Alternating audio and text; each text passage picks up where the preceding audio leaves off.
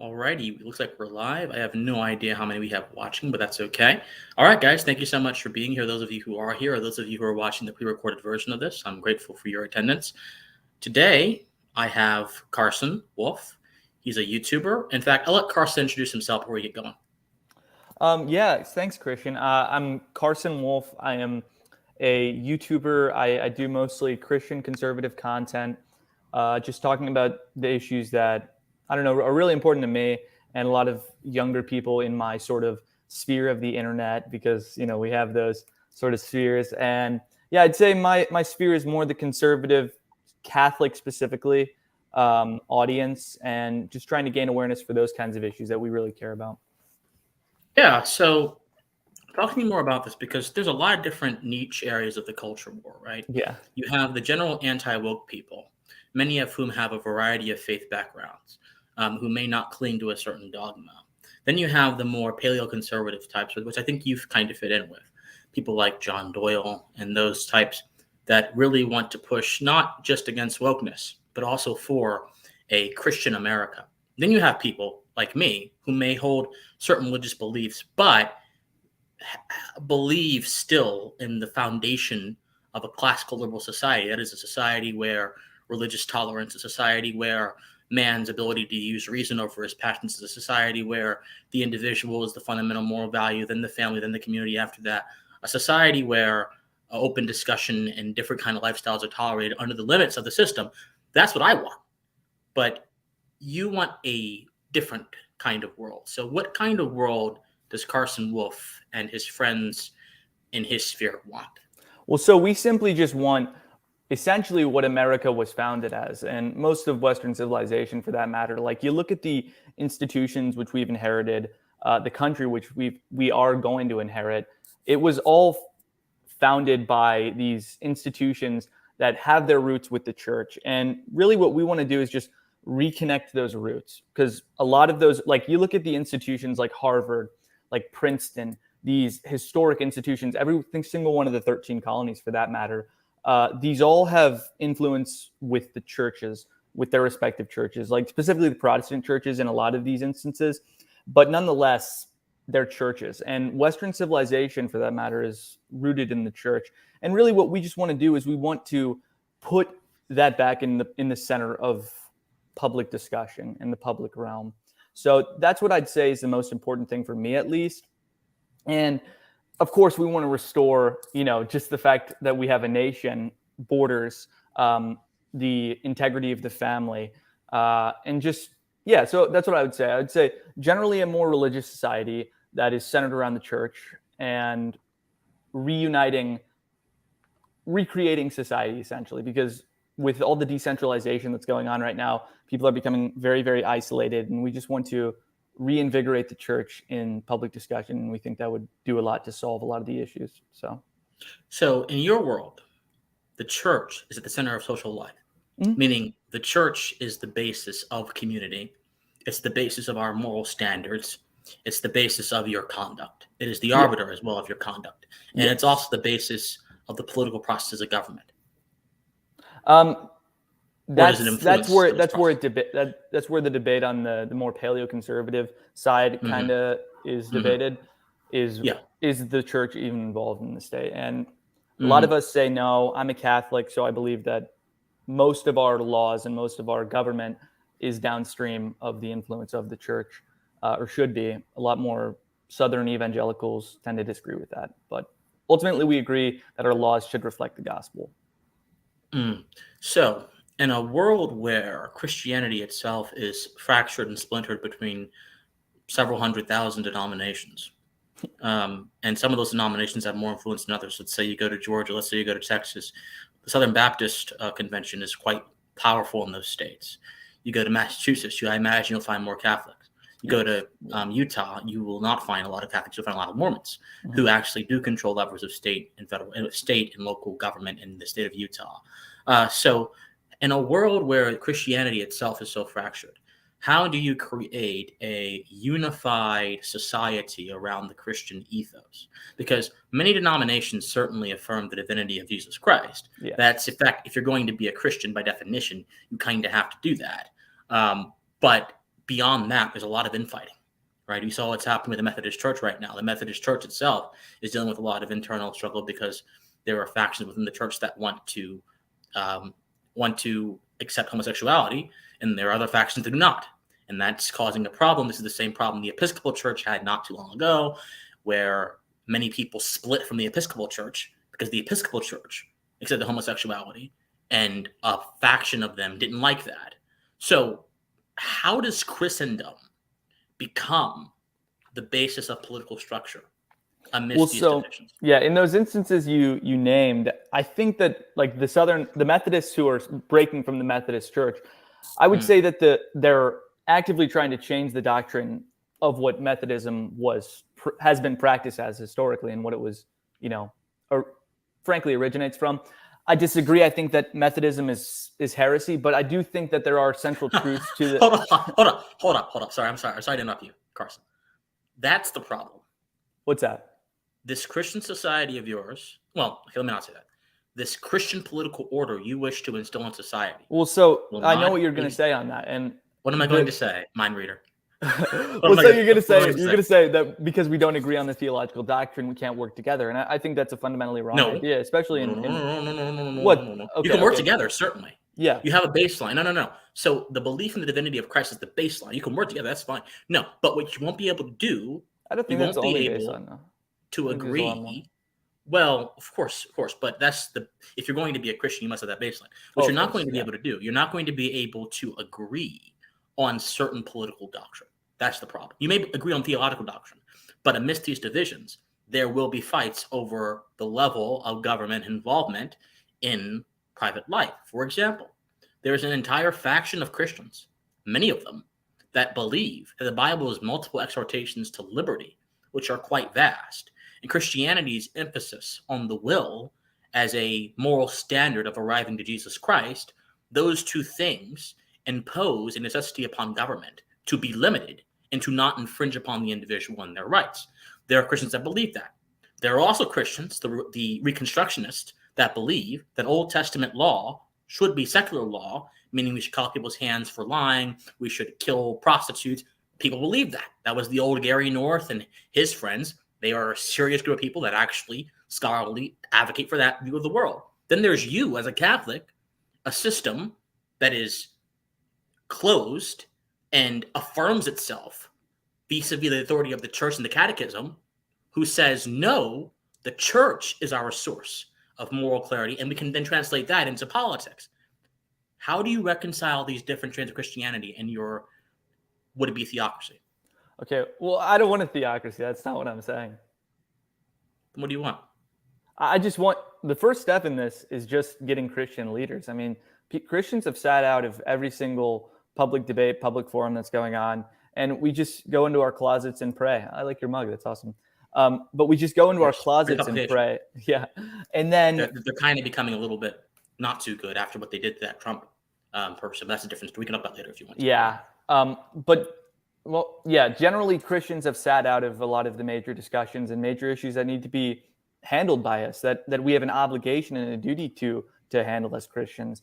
So really just the first step in that is just getting Christian leaders. I'm fine with the democratic society if it means that our Christians or our leaders are Christian, because historically speaking, the way our society has been able to function so well is because we've had Christian leaders, people who are devoted to the gospel primarily over their own selfish interests of politics and ideology. So really, I'm fine with whatever. Of course, I have an ideal, and where I can mold society and the political order into my fitting, but that's not ultimately the end goal, and I don't think that's what God would necessarily want of me. Or of course, he has an end goal in mind, but what we need is prosperity for the people, and we need to reconnect people's souls with God. And the political order is getting in the way of that right now, and ultimately, that's just the barrier we need to overcome. Okay. Well, I think we have some common ground in the last thing you just said. But let me ask you before I go ahead and be presumptuous. How is the political order getting in the way? I have a few ideas of what you might say, but I don't want to be presumptuous and a mind reader like you want to be. I'm just joking with you. Yeah, just joking with you. But how is the political order getting in the way of reconnecting souls with Christ?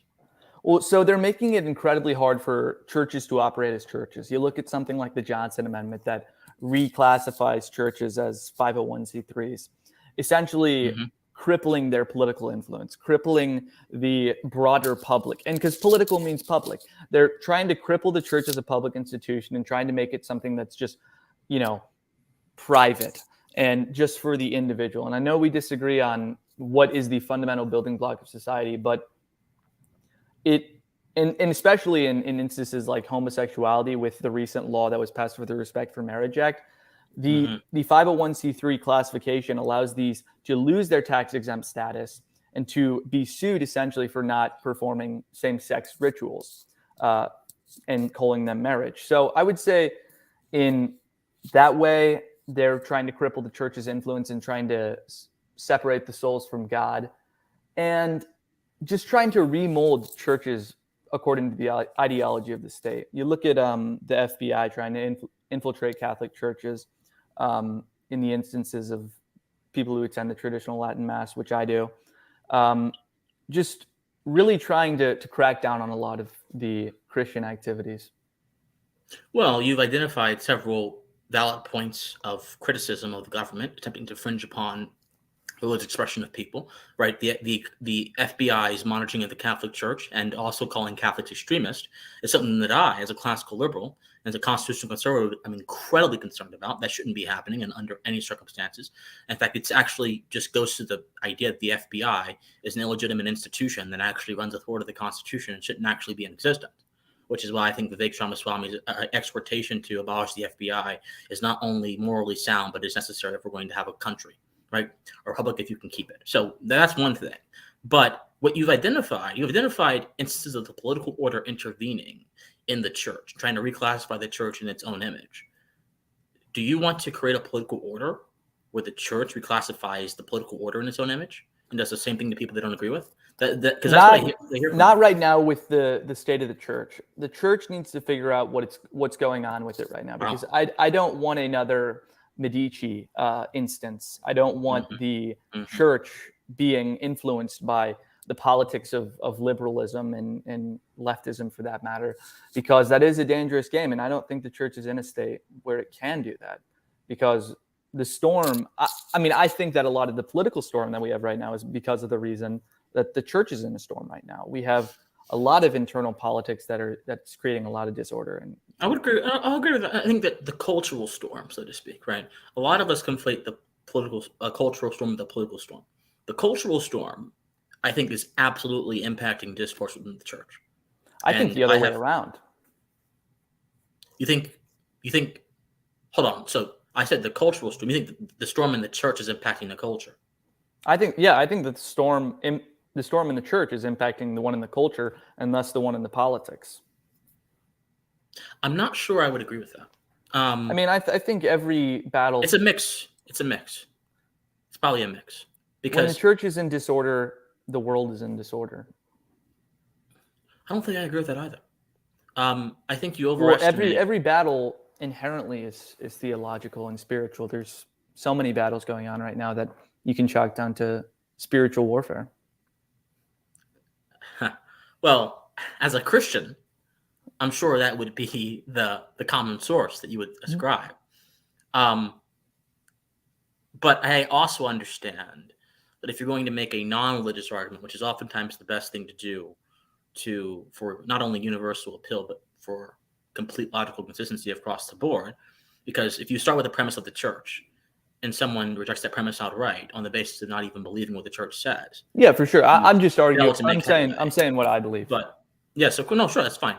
But so if I think that in order for your thesis to succeed, you have to believe that there's a certain level of Christian influence in the world that would, if it's tainted or infected, impact the state of the culture. And when I look at half of the world over, I look at rising levels of secularism in America and the UK. Exactly. I look at Yeah. rising levels of Islam in Europe. Mm-hmm. I look at half the world being Muslim. I look at the other half, maybe a little bit less than that, being Hindu or Buddhist. So I have to ask myself, can I really chalk up these civilizational crises to disorder within the church? when I understand the church's influence. It's big, but it's not that big. Well, Maybe there's was it at something. one point? Was it huge at one point? Oh, at one point, yeah, it was Yeah, massive at one point, but not exactly. any. It But was the root recently, of no, everything, and the decomposition of that is what has caused the no. disorder. Yeah, I don't think the church is the root of everything. I don't believe that. I mean, you got to realize too, a lot of the leftism and the cultural progressivism that we're seeing right now that originated with churches in America. Before the Methodist Church was a vessel. You mentioned the Methodists. It was a vessel for same-sex marriage. It was a vessel for the normalization of contraceptives. It was all of these progressive ideologies have roots within the church. Before there was, women in in the military, there was women making their way through the pulpits of churches. And a lot of the leftism that we're seeing right now originated with the church or within the church. Again, I'm not sure how you can say so. So Sam Joss said at one point it was the culture. This is true. So in colonial America, you would be ignorant of history to deny the fact that a lot of people in colonial America were Christians. It's just a fact. But you would also be ignorant to deny that a lot of folk in colonial America were more educated than your average Americans educated today. Yeah. And they also were more well-read in a wide tapestry of ideas, including secular ideas, influenced the formation of our nation. A lot of folks don't really, in your camp, Carson, want to believe that America was 100% founded as a Christian nation. That's not true.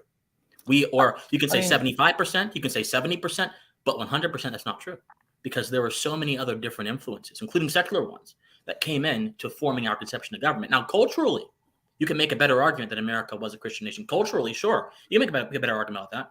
But politically, the early Americans didn't have this vision of religion being the moral standard of their politics.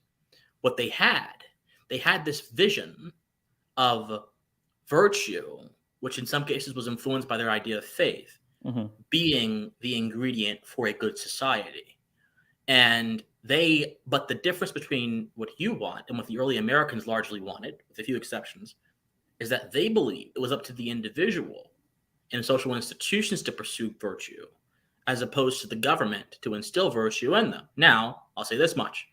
There were times in America's past, including back then, when the government did try to instill certain ideas into people. The Alien and Sedition Acts, for example. John Adams signed it. It basically made certain kinds of expression and criticism of the government illegal. It was also repealed, by the way, shortly thereafter. The whiskey tax. It was an attempt to gain revenue from whiskey and also to discourage certain kinds of behaviors viewed as morally reprehensible back then. And guess what? The early Americans would not pay that tax. They wouldn't pay. Not only did they not pay that tax, they went to the tax collector's house, took him out of his house, hung him up on a tree, embarrassed him in front of the entire community. And then when Washington and his legions came to try to force them to pay the tax, they refused to. And Jefferson repealed it next term. So yes, was there moralizing in early America? Of course there was. George Whitefield was one of the most popular figures back then. He led a massive religious revival. But you can't use that cultural element to overshadow the history of the formation of the American political order. So that's what I have to say. But I also think you can't do the same with secularism, because ultimately a lot of these ideas, they were downstream of the cultural consensus that had existed at that time, and that was downstream of the influence of the church. Because you're coming out of the mid 1700s, the church still has a massive influence over Western civilization. Sure. So the reason that this was a virtuous revolution is because it was downstream of the influence of religion, specifically Christian religion. I think that we emphasize two different things. I'm not going to deny that religion was definitely a part of the American Revolution's identity. Obviously, it was. I think it was the main part of the. So was monastic secular humanism. So was a lot of other different ideas, right? So I think that it would be wrong to say no, religion had absolutely no impact on the formation of America. It did, but I think that your camp overemphasizes that in many cases. Now, this may just be a difference of style and taste, perhaps. Anyway, that's the point I wanted to make with that. But anyway, so what is your? Because I'm going to play a few clips from your video so people know what how you are in your natural environment. But what would a world governed by you look like? Are you going to play the clips? Eventually, I will. No, I will. Okay. But So you I'm you answer answering this first, and question. I'll Okay. yeah Okay. yeah yeah yeah yeah yeah. Then I'll of course play the clips. Yeah. What was the question again? What would a world governed by you look like? I don't think I'm the leader. Okay. I don't think I'm the one with the ideological doctrine to say that. Okay. What would a world? Okay. I mean, I love the Holy Roman Empire. I would want, Wow. yeah, I love the That's Holy Roman fascinating. Empire. I would, Wow. Holy Roman Empire, the Austrian Empire are probably my two models that I would look Wow. to. But that's in an ideal scenario. Okay. What? Okay. How do I ask this? What? Okay. I'm trying to ask this in a way that doesn't put you in the spot of being the arbiter and the dictator of everything that goes on. What kind of culture would you eventually like to see in contemporary America within 5 years? With Let's regard start to what? with regard to everything, with regard to how people conduct themselves in public, with regard to our political order. What kind of culture would you like to see in America in 5 years compared to the culture we have now? I mean, that's kind of a broad question, but I Hmm. guess I would just generally like to see. I am a big fan of decentralization and Okay. the cultural. Subsidiarity. Yeah, I like subsidiarity a lot, and that's Hmm. why I like the Me Holy too. Roman Empire and the Austrian Empires. The Habsburgs were huge on subsidiarity, and so I would like to see more more self determination for local areas to be able to Hmm. ban weed, ban pornography, ban sex clubs or strip clubs or whatever those are called. Um, and to place greater emphasis on their laws specific to their community, so it allows them to build a unique culture that's distinct for them. Because too much nowadays we've kind of just created, like, America is so different from Europe in the sense that really you just go down these highways, everything looks the same, where there's no distinct architecture, there's no distinct culture of an area. It really just seems like a highway exit where fast food chains exist. And I want to see more distinct culture in different areas of the country. A lot of the globalization of America has diminished our regional identities and diminished our what makes different areas of the country unique. So I'd say that's a big part. I would like to see more small businesses. I would like to see less degeneracy on our televisions and on our media platforms. I would like to see more community involvement. I would like to see greater Christianization of the country, communal activities centered around the church, because ultimately I think those are the best ones. I don't know what else. I would just like to see a Christian framework of people's morality restored. Um, Okay. yeah. Okay. Let's look at some of the questions that we've gotten a few questions in the chat that I kind of want to bring up. Okay, yes, here's one from Sam Josh. By the way, thank you, Sam Josh, for being here. By the way, everyone, before I continue, if you're in this room, please leave a like on the video so the algorithm recommends us to them and all that good jazz. I don't have to do all that crap, all that improvising crap. Anyway, okay, so he asks, question for the guest. Should blasphemy laws be enforced if 60% of the population identifies as that sect of Christianity, or is free speech a right we must all agree to? What are your thoughts?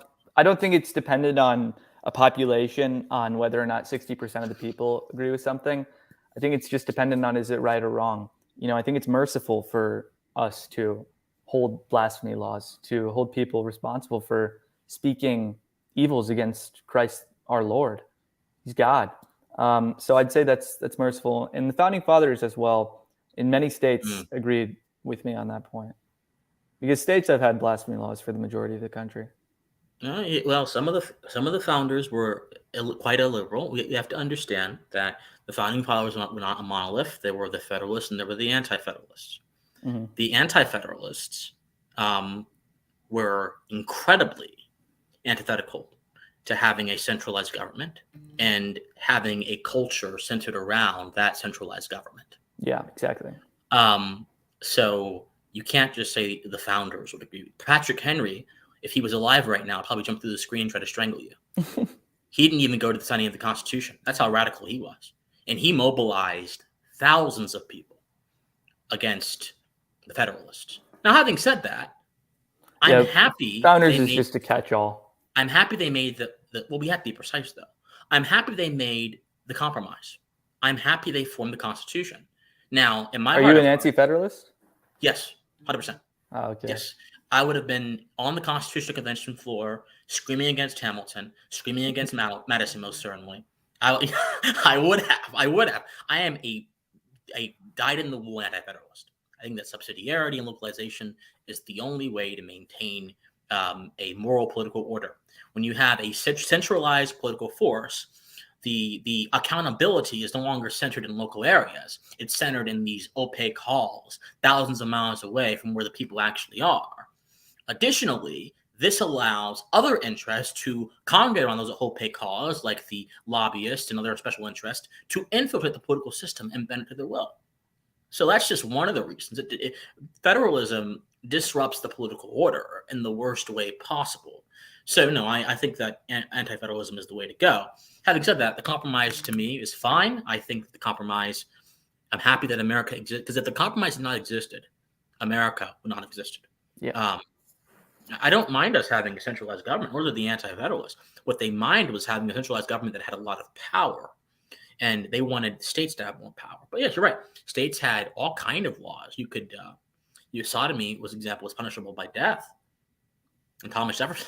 I don't agree with that necessarily, because I do agree with laws against sodomy, but wow, you smile. I don't agree with death penalty. I don't think that's a very yeah. Well, Jefferson actually. So John Doyle went on Timcast and he tried to say, well, Thomas Jefferson supported that. No.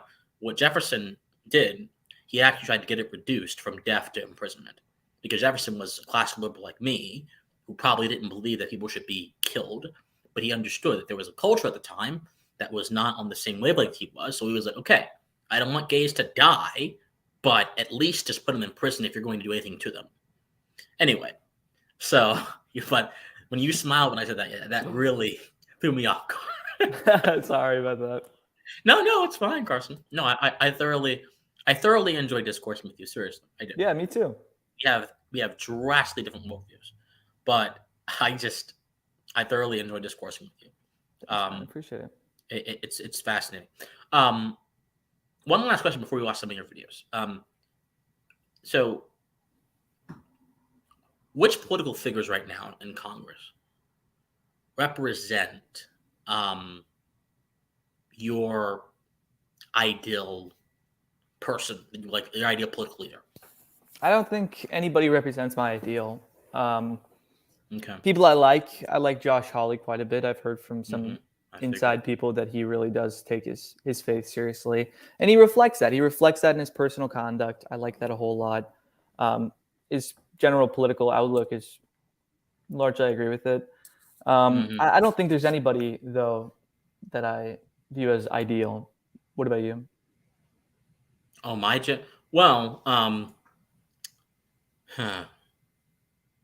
like Vivek Ramaswamy. I like him quite a lot. I'm not sure he's your cup of tea.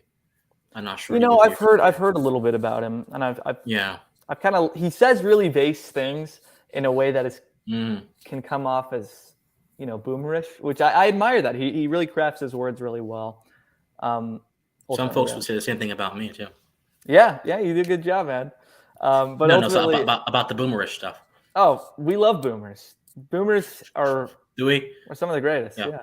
I mean, they surrendered the country, but whatever. They're very wholesome people. So they gave us the world we live in, right? I guess. Yep. So I have a few. I like Vivek very much. He's not in Congress anymore, but I also like Ron Paul very much. I'm going to assume you weren't a very big fan of Ron Paul. No, I actually like Ron Paul. He's a big fascinating. He's a big red pill for a lot of us. Yes, but I'm not sure that under a Ron Paul presidency you would achieve the kind of society you wanted to achieve. No, but I mean, it's all about steps. We got to be patient here. Incrementalism. Yeah. I mean, this has been a multi-generational process where they've uprooted our nation. It's going to be a multi-generational process to restore even a semblance of it. Well, I like Ron Paul quite a lot. I see Blue Streamer in here saying, "Where is the love for Rand Paul?" Um, I like Rand Paul. I have no problem with Rand Paul. Well, I do have some problems with Rand Paul. I think that he's compromised a little bit too much over the years. Look, I've been following politics since I was 11, 12 years Wow, old. 11 years old. That's crazy. Yeah. How My did you first get into election it? was the 2011. Oh, I just fell into it because I was watching TV a lot. But my first election was the 2011 presidential primary, Republican presidential primary, where Ron Paul, Rick Santorum, Mitt Romney, Newt Gingrich, a bunch of people, Michelle Bachmann, they all ran. John Huntsman, he ran, and that's when I kind of just fell into this world. I didn't have a matured understanding of it quite yet, but what Ron Paul was saying, even to 11-year-old Christian, really for some reason just struck true. Then as I grew up and I read more, I'm like, okay, I see what he was actually trying to say now. So he was my gateway to constitutional conservatism, which is what he was. And back then, by the way, we had the Tea Party. And the Tea Party is a representative of what I want America to be. A small government, anti-taxation, movement that wishes to restore the principles of our founding. That's what I wish would come back. Does that include sodomy laws? The Tea Party didn't support it. I'm just joking. I'm just messing around. You're funny. No, you're funny. You're funny, Carson. Because that could be the compromise. It could be the compromise with us. Yeah. If I ever make that compromise, I would expect to be taken up like the tax collectors during the Whiskey Rebellion and hang up on a tree. And that's going to get clipped. I know. Someone's going to say, "Oh, he wants to be lynched." No, I don't want to be lynched. Whoever's going to clip that? No, I don't. See, this is why Christian. So I can't do live, because if I do live, I just say what I'm thinking. Yeah, I guess that's what I do in my videos too. By the way, I just say what I'm thinking. Speaking of your videos, before we watch one, what's your editing process like? What's your process for making them? It's really choppy. I kind of just edit it on my computer. I use this program called DaVinci. I film on my phone because I'm in college. I don't have like a huge setup that I can use, so I go to the library, get in front of our little studio, and then I just shoot it on my phone. What about you? How do you do it? Well, I've got a professional camera. I've got a lavalier microphone that I see sitting on the floor right over there. I got 2 beautiful cameras, and I plug that lavalier into my camera, and I turn it on, and I just go. And then I spend 3 hours editing. 3 hours. 3 hours editing. Oh yeah, that's the worst part of the whole endeavor. But who knows? Maybe we'll be changing that soon. Maybe I'll be outsourcing that soon. Who knows? Okay, so I was trying to see here okay, yeah, share screen. So I'm going to show I thought this video was particularly provocative. Which one? This one about living as a conservative in modern day. I thought it was particularly provocative. So we're going to look at some of this. And guys, let me know if you can hear it too, okay? And I will be back after, I'll pause a little bit too so we can discuss some of the things you say. So let me know if you guys can see that. You guys see that? Do you see it, Carson? I see it. That's okay. Me. All right. Everyone, it is you. I assume everyone can see it. Let's see. In the world, and if you're young, can you hear that? Probably only experience it through photos, movies. Okay, you hear it well. Yep. Okay. All right, we're gonna watch some of this. Again, this is Carson. And if you guys want to, those of you who are watching now or are going to watch in the future, please feel free to go ahead and subscribe to Carson. I'll have his stuff in the comment section down below. I'll put his stuff in the chat. So let's go ahead and watch. Coming in a bit low. I figured as much. So hopefully it'll get better, though. I figured as much. Okay, let's go ahead and do this. These are through like stories your parents have told you. But chances are you probably heard of this land of the free, home of the brave. It was a vast land of beautiful country roads and vast pastures. And, each and every town in this land was different and beaming with a unique culture that echoed from its founding to its modern day, where each building and shop was owned by a family, not by a chain, where you knew every single person in the town you lived in, where self-sufficiency was a necessity. In that America, a man could raise a family, own a home, a car, and provide them with tons of luxuries and comforts on just one single income. In this America, a town was centered around the church and its community. In this America, there was innocence, there was tradition, there was culture, there was Christianity, family, community, beauty, life, and just opportunity waiting to be passed down generation to generation. But a generation of conservatives let this nation die.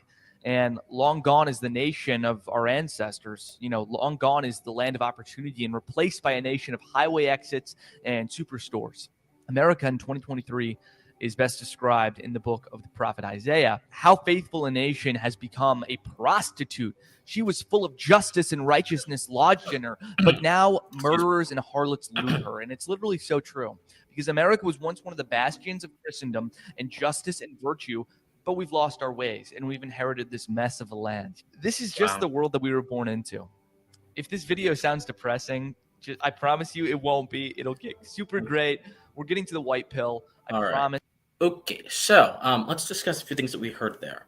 So, when was this wonderful period of America that you just described in that 1 minute and 47-second clip?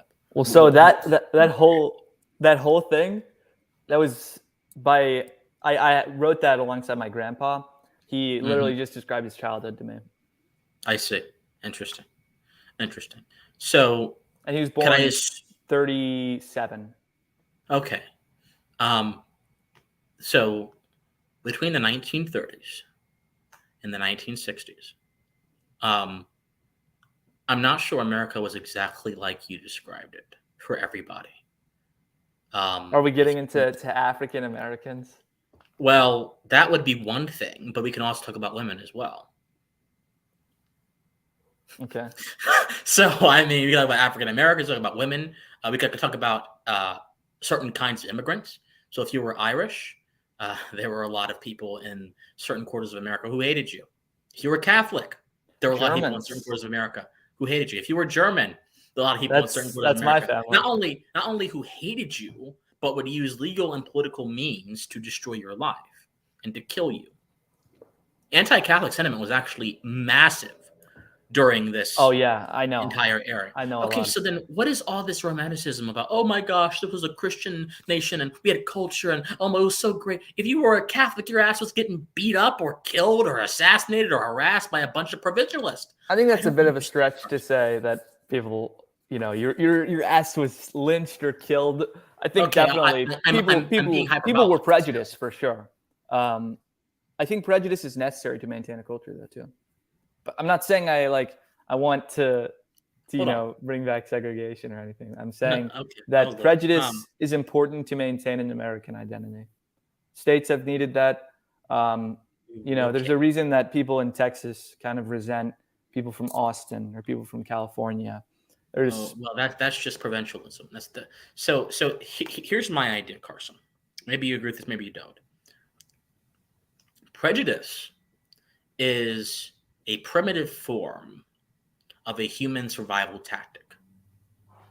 By virtue of being animals, we have predatory instincts. But predators also know how not only to hunt, but how to survive. Most folks think that predators are just hunters and killers. No, they're also survivors as well, because you have to adapt to your surroundings in order to survive. And so prejudice would be like me being in prehistoric civilization, and then not wanting to go away from the fire because the fire was my source of life, eating, hearth, everything. Outside of the fire was just destruction, death, all kinds of stuff I didn't want. But man didn't stay in that spot forever. He used the principle of fire to birth civilization, and he conquered the elements. He conquered the natural world, and in conquering the natural world, made it more hospitable towards him through the building of buildings, through the cultivation of weapons, through all these different things. And through that process, man didn't only refine the natural world, he refined himself as a creature of reason. Prejudice is a revolt against reason, Carson. Prejudice is not what we need. Rational discrimination is what I think is better, because prejudice simply affirms your biases uncritically. Rational discrimination brings reason into that process. So I can say that I don't want people in my friend group who are drug dealers. That is rational discrimination. But prejudice would be looking at a young man with a hoodie on and saying, you're a drug dealer. That's prejudice. That's not good. That doesn't actually help inform my perspective of the world. But even if prejudice is a good thing, obviously you wouldn't want the society to be prejudiced against people like you, Catholics, people that actually it is right now. In some quarters, it absolutely is. But back then, it was worse. It was way Oh, worse. yeah. We can agree on that. Okay, let's keep watching. Let's keep watching. But if we want to get to the white pill, first we need to understand the rules to being a right winger. This is the only counterculture that can save America. I'm Carson Wolf. You're watching Counterculture. Let's get into it. Beautiful intro, buddy.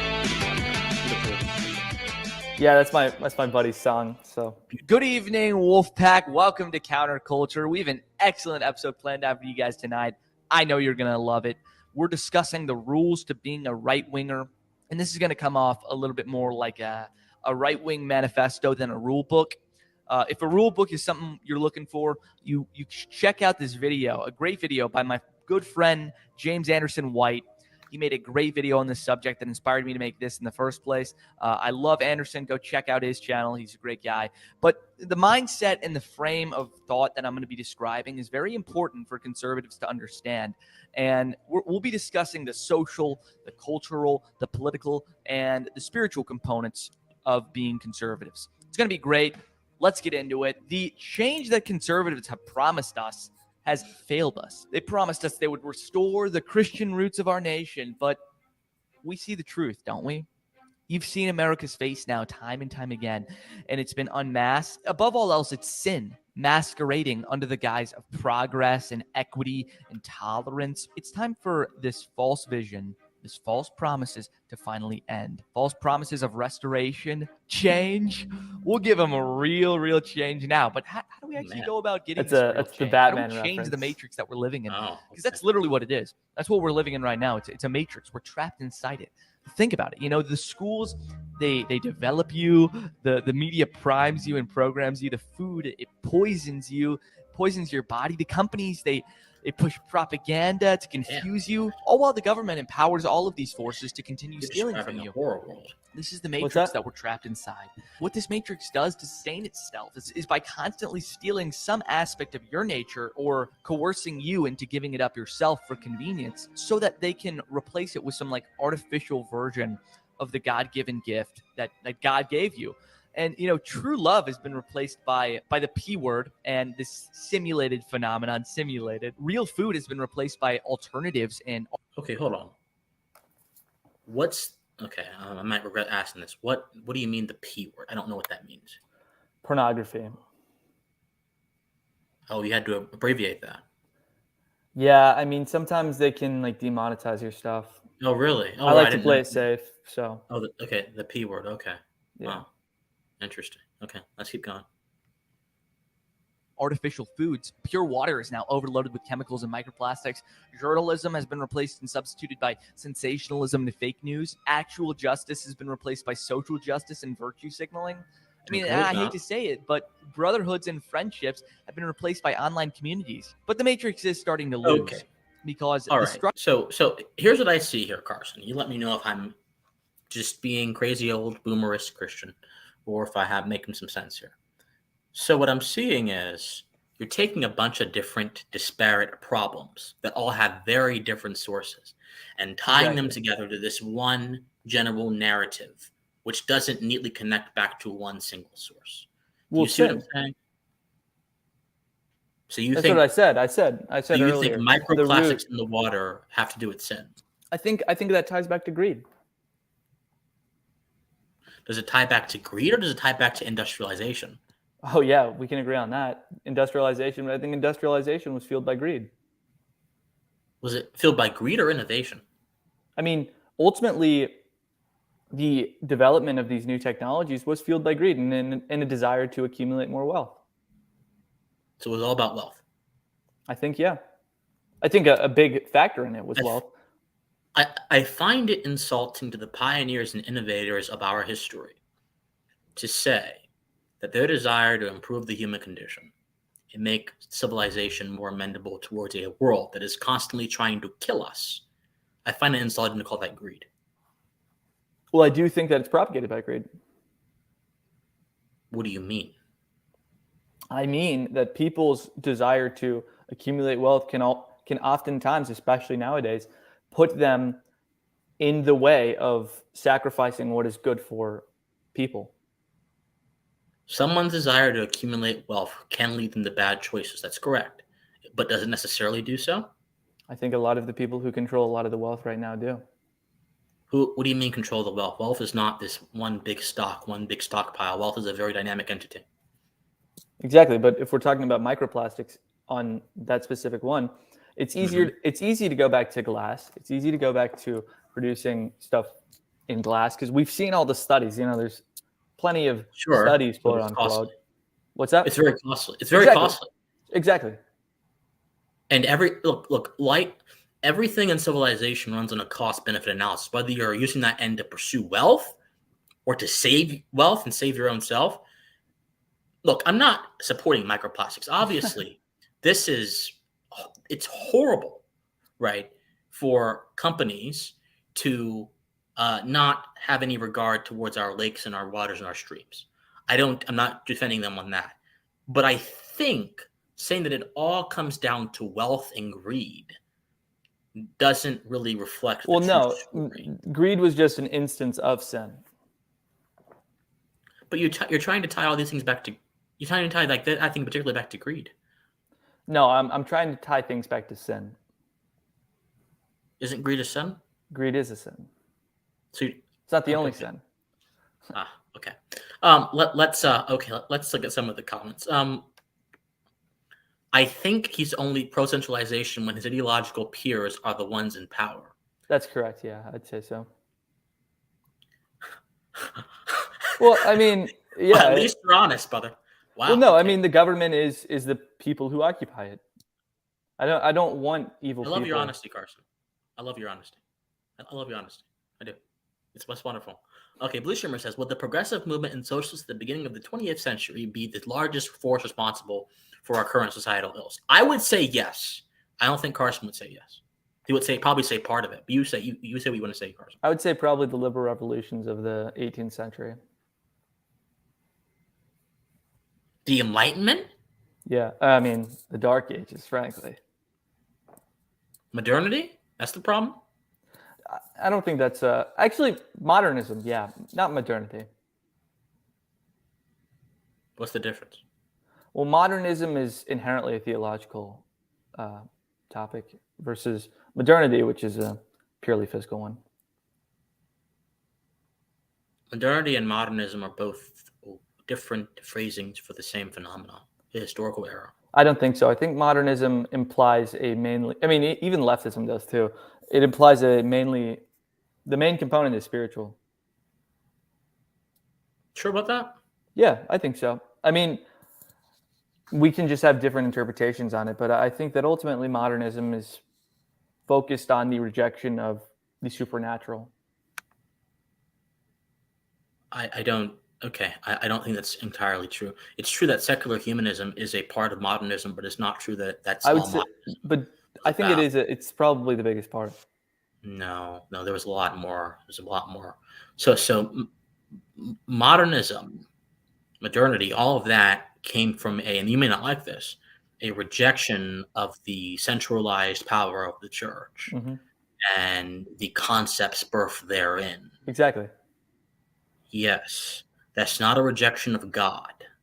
That's a rejection of the church. I mean, I would say that is a rejection of God. God's not the church, brother. God created his authority on earth to be through the church. Upon this rock I build my church. That's what he told Peter, right? He didn't mean a single institution. Yes, he did. That's the papacy. No, okay. All right. Well, we have a deeper theological disagreement here, but we'll put that to the side. I don't think the papacy is the voice of God. Anyway, okay. If it is the voice of God, then oh my God, we've been misled for many years. Okay.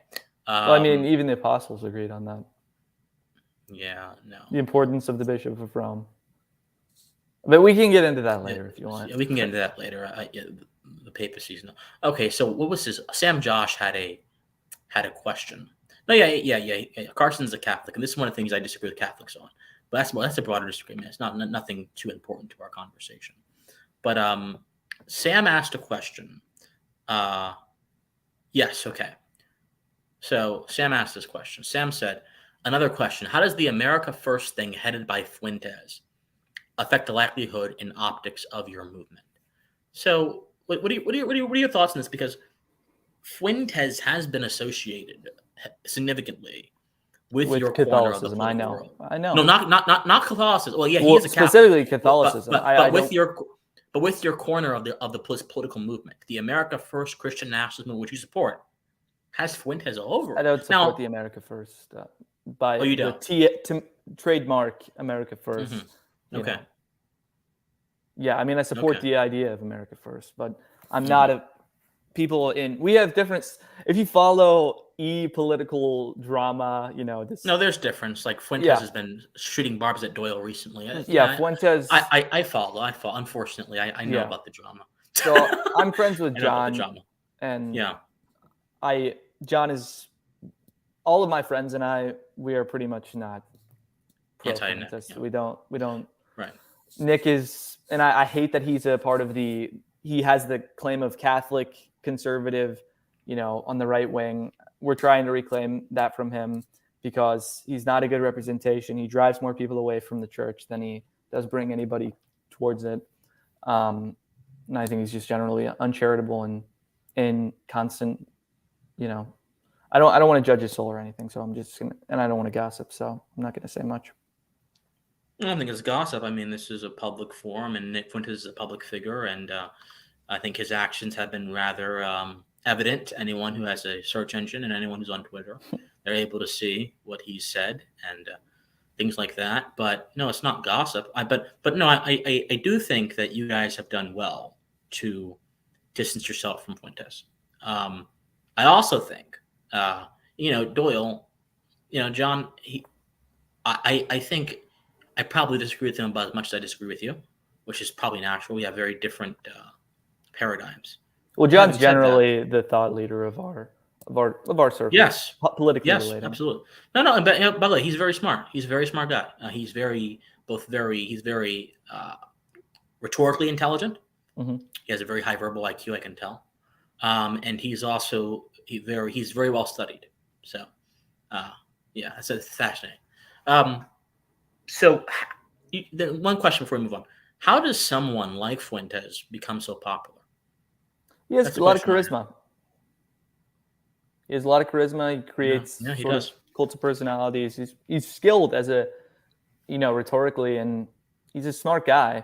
I think he uses his talents as though they're, as he's endowed with them instead of as a gift. And the quote from Spider-Man 2. Dr. Octavius says this to Peter. He goes, Peter, intelligence isn't a gift. It's a privilege to be used for the greater good of mankind. I think, Nick just thinks that it's a gift and that he can use it for whatever he wants, for whatever personal gain, instead of trying to further God's kingdom on earth. So I hear echoes of St. Augustine in you. I like Augustine a lot. He had the dichotomy between the city of God and the city of man. Right. City of God, what you're supposed to pursue as a Christian, your eye is supposed to be on heaven. Exactly. City of man is a city where man's interest in his desires overcome him. This was Augustine's formation of the theory. It's interesting. Again, I'm not Catholic, so I don't entirely agree. It's great that you've read some Augustine. That's really great. I have. Oh yeah, I've read Augustine. I've read some Aquinas. I try to read as much as I possibly. That's way possibly. Over mine. No, Aquinas is not that bad. No, you have to. I've read a little bit of Aquinas, but yeah, dude, I'm not an intellectual. I'm not an intellectual, so you're smart, Carson. You're a smart guy. You're a smart guy. I joke around and everything, and I josh on you, but you're a smart guy. Otherwise, I wouldn't be talking to you. Thank you. Appreciate it. So I think you're wrong, but you're a smart guy. So no, okay. Let's keep watching some of this. Structures that these forces have built people are losing trust in them.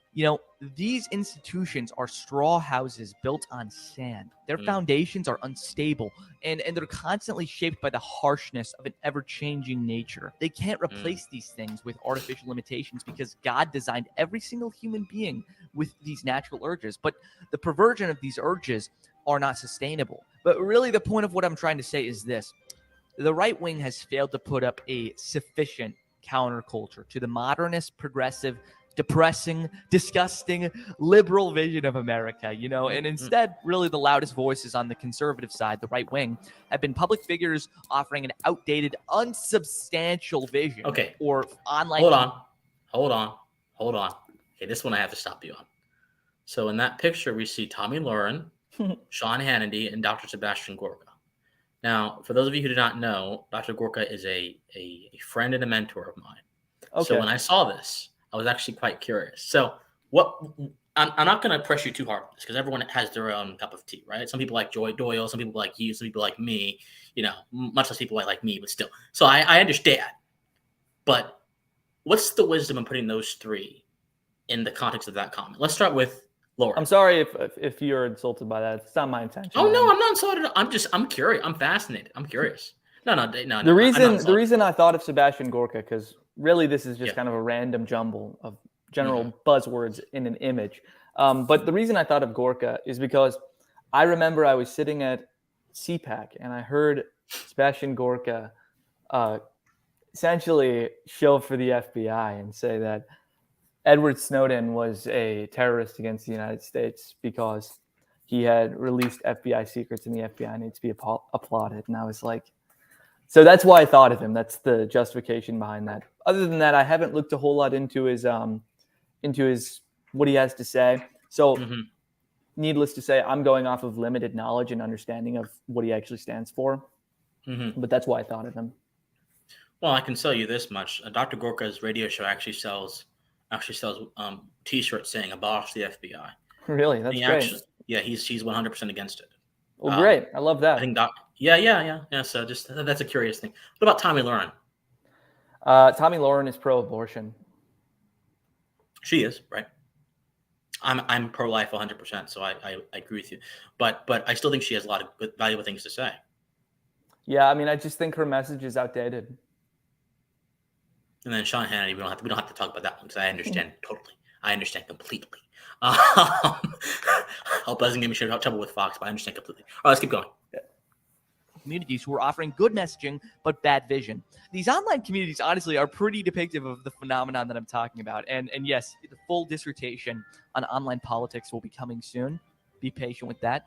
But these online communities, they're all about destruction. They talk about we will destroy the Republican Party. Too much nowadays, the right wing is about rebellion against evil. We have to be messengers of good news. The good news. These people, they come bearing a message of destruction to the things and the people of this world. They say we will destroy the Republican Party. We are going to destroy the GOP. Yeah!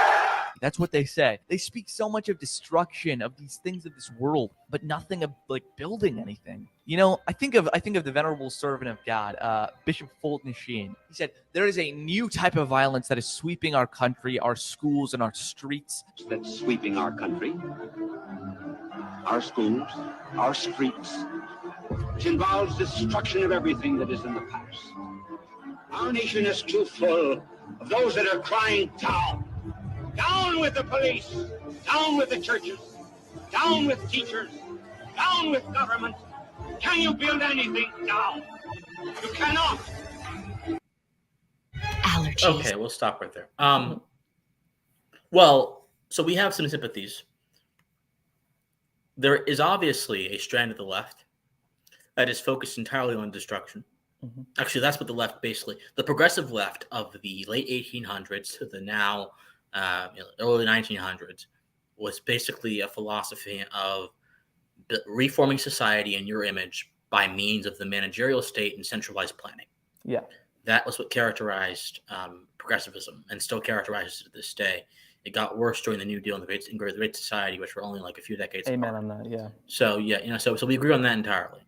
We agree that the cultural left is also interested in destroying and subverting norms, as opposed to preserving norms that actually build the building blocks of society and actually help human flourishing. I believe the family as a norm actually can help human flourishing. The difference between you and me, I would suspect, is that I don't believe the family is the cardinal institution of society. I believe the individual is the self-contained unit of society. Then the family's after that.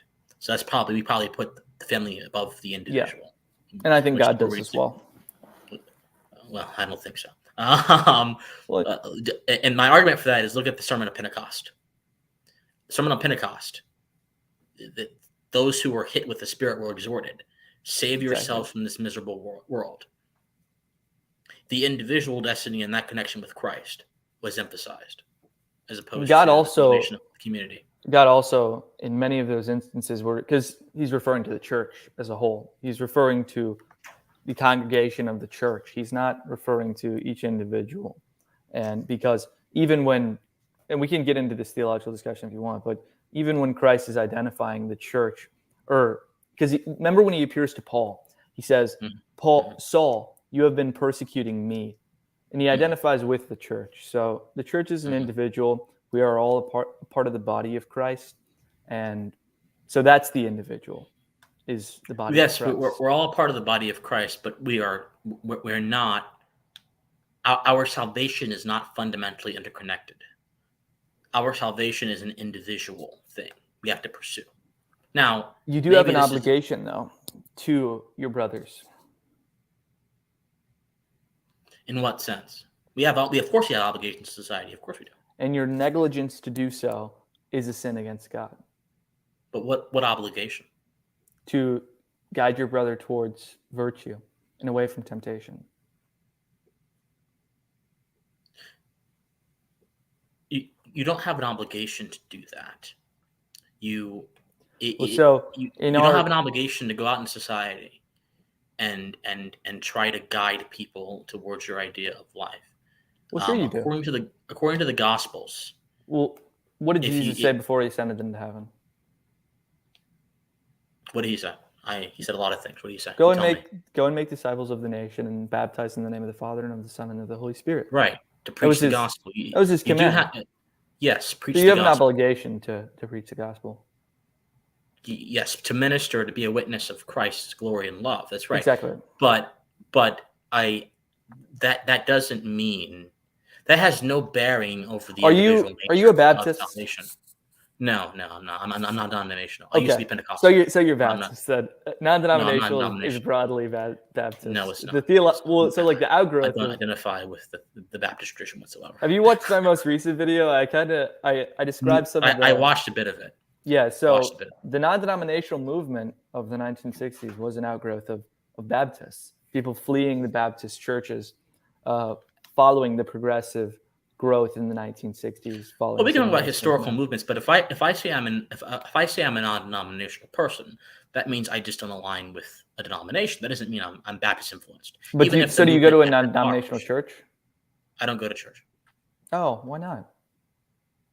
That's a very long conversation. One of the reasons is I encourage you to. I don't go to church. One of the reasons is I've always thought the idea of a pastor dictating to me the tenets of the word removed me from the closeness I believe a Christian is supposed to have with God. I always thought that.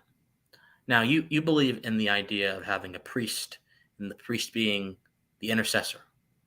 I don't think I need an intercessor. I don't think I need a priest. I need a personal and intimate connection with God. Of course you do. I can obtain that on my own with the assistance of people who understand things more than me, but that doesn't mean I have to go to a church. A lot of folks assume, because the Bible does command, and those of you who aren't Christians, excuse this, I'm sorry, this is just a conversation that needs to happen. The Bible commands, the Bible says if two or more gather in my name, I am in your presence. Yeah. That doesn't mean go to a building, listen to some pastor speak. That could simply mean you and a friend having this kind of conversation. And I understand that for Protestants, for sure. Like Yes. Well, yeah, Bible but for you study guys, is you guys technically need a that. priest. You guys need a priest. You guys need all. You guys We need all need that we stuff. need the sacraments. That's Oh, no. where God makes himself available to us. I think God's available right now. I can just go up and Oh, ask. of course he is. His spirit is constantly with us. Yeah, absolutely. But we do receive God's grace through the Eucharist, through baptism, and it's beautiful. I believe grace. I believe the reception of grace happened the moment Christ died on the cross, and the moment I go before Him We agree in with humility. The moment I go before Him in humility and offer my life to Him. For sure. I don't need anything else. I don't need to take it. I don't need to take the communion. I don't need to get in the baptism pools. I just need to get baptized in the Spirit. And that's where we disagree. To me, that sounds. That's where we disagree. We disagree. Okay. But hey, look, Catholicism is an ancient tradition. You guys have some interesting ways. But yeah, I don't believe in the traditional idea of church. I do believe in fellowship. I do believe in gathering and talking. But I don't believe in going to some church and sitting in a pew. I don't believe in that. Plus, Pews the way are new thing. But... Yes, you're right. And the ancient tradition, like the Orthodox Church, they stood up. I don't believe in that. I sure as heck don't believe in that. Standing up for hours. No, legs getting tired. I have been to several Orthodox services recently.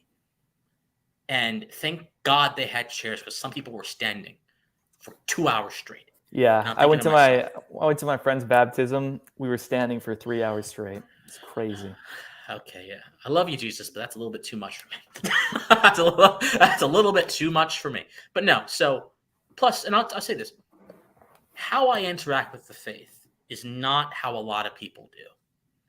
A lot of folks want to have this emotional connection that they get through church service. I agree with that. Yeah, I want to have an intellectual connection with God.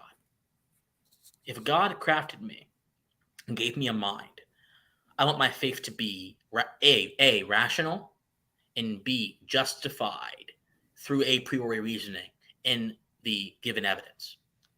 Yeah, we worship in spirit and in truth. Correct. Yeah. Although people rely too much on the spirit these days as opposed to I agree with that. The feeling of the spirit. So, the revival, and I don't even think a lot of it is very much of the spirit. I think it's just an immediate emotional reaction to these sorts of things. And so just stylistically, my kind of church is like the pastor has a whiteboard and some Sharpies, and they are reading ancient Greek, and they are breaking down the mechanics of the Bible passages to me. Now, the problem is that kind of church is rare. that kind of church is not very popular because it doesn't give you that emotional thrill. People want the music. They want the I don't want that. I don't want the music. Sermon. Right, you may not. But other people want the traditions, like the Orthodox do a lot of traditional stuff. They sing, they read the litany. They want all of that. Yeah, I want that as well. An intellectual encounter with God. I want to be reading, as best as I can, a commentary on a particular passage that breaks down the Greek root words of what I'm seeing. And then reaching a revelation. How are you not Catholic with that? I mean, I'm guessing most of Catholics have a very intellectual tradition, but I'm from the Protestant tradition, so I would it's not for me. Actually, we talk about several doctrinal disagreements that we have. But no, I think Catholics look. I disagree on some things, but I think that you guys. When I used to watch EWTN, I'm not sure you know what that is. EWTN. What is it? It was like EWTN. It's like a Catholic TV service. I've heard of it. Yeah, I just haven't watched it. Like Mother Angelisa, all these people would come on and they would speak. At least when I watch EWTN, they're talking about something based and rooted in historical tradition.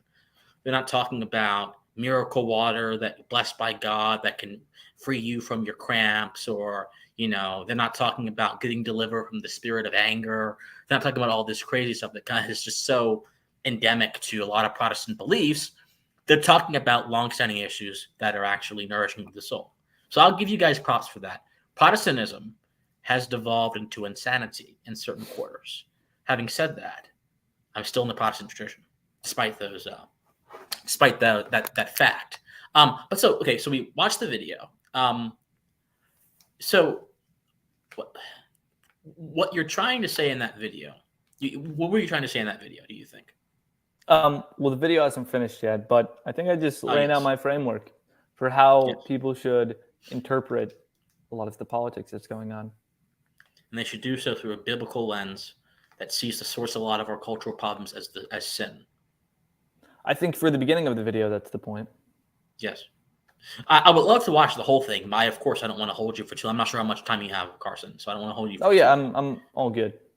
Oh, okay. So we may very well watch the whole thing then, or we may very well jump to a different thing. Who knows? But no. So okay, that's interesting. So well, let's keep watching then. I've seen no reason. I'll let this little ad play. Spontaneity, passion. Get ready to take on all three. Here we go. Certainly time in our nation to change our words. Let's begin now to use the word up. Up from all of this filth. Up from this violence. Up from this indifference and force. Up to the hidden battlements of eternity. Up to God. That's what he said. And it's literally so true. We need a generation, even just a sub-generation, a small group of highly motivated, Those are all my highly friends. faithful, and God-fearing Doyle people, right there, yeah. group of young men, just ready to build upwards, ready to go up. I have to go to the bathroom real quick. Out of this sexual Sure, it's sin fine. and lust that is streamlined into our world, up out of the thuggery and crime that is imported into our neighborhood. So while he's doing that, I will read some of your comments. Blue Streamer said, not trying to take a stance, but I don't think the Catholic Church would be the longest standing institution on earth if it didn't have something really good and just to provide. I agree with you. No, look, the Catholics have a rich intellectual and spiritual tradition that I think is actually quite valuable. As do the Orthodox, by the way. And even though those two factions are in tension, they both have something really valuable to offer people, which I find quite inspiring. I just have some very core doctrinal disagreements with Catholicism, as opposed to where they derive their legitimacy of faith, where how they express their faith, the requirements for salvation, those kind of things. So, but again, these are all very big questions that I think require a lot of deliberate thought, a lot of a much longer conversation that I think we can have in this stream. Maybe one day, if I ever get the chance to, if I ever ascend to the level that I like to ascend to in my career here, maybe one day I'll be able to talk with Pints with Aquinas, who's a very famous Catholic YouTuber and who is very smart and who enjoys discussing these kind of things. Again, I disagree with Pint with Aquinas immensely on a lot of things, but he's very smart about these issues. He has some good intuitions. So, and he's as far as Catholic faith goes, he's actually a pretty good defender of the Catholic faith. So, that's that. Let's see. So, how old is Carson when he gets back? Here, there he is. Okay. So Carson. Thanks. Carson. Hi, Carson. Yes. Hey. So how old are you, Carson? I am 20. You're 20. Yes. You're younger than me. I'm younger than you. Don't act surprised. I can't believe it. You look.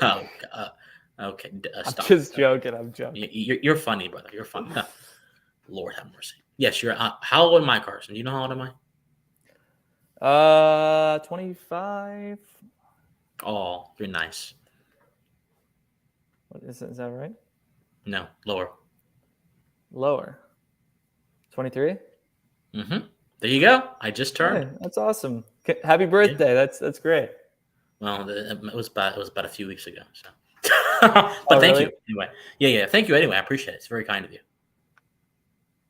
Yeah, very nice of you. Very What's your birthday? May 18th. May 18th. Wow. Yep. That's awesome. Yep. So we're pretty close in birthdays. Yeah, your birthday's in May too. May 23rd. Yeah. Oh, happy late birthday too. Yeah. Thank you. I appreciate it. Yeah. Absolutely. No, I want to see more people our age, even if I think that you're misguided. I want to see more people our age doing this kind of thing. I agree. Seriously. I agree with I want to that. see. I don't want to see.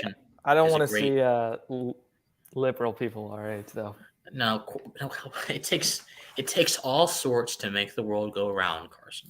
Man, our generation is a wicked generation. I don't.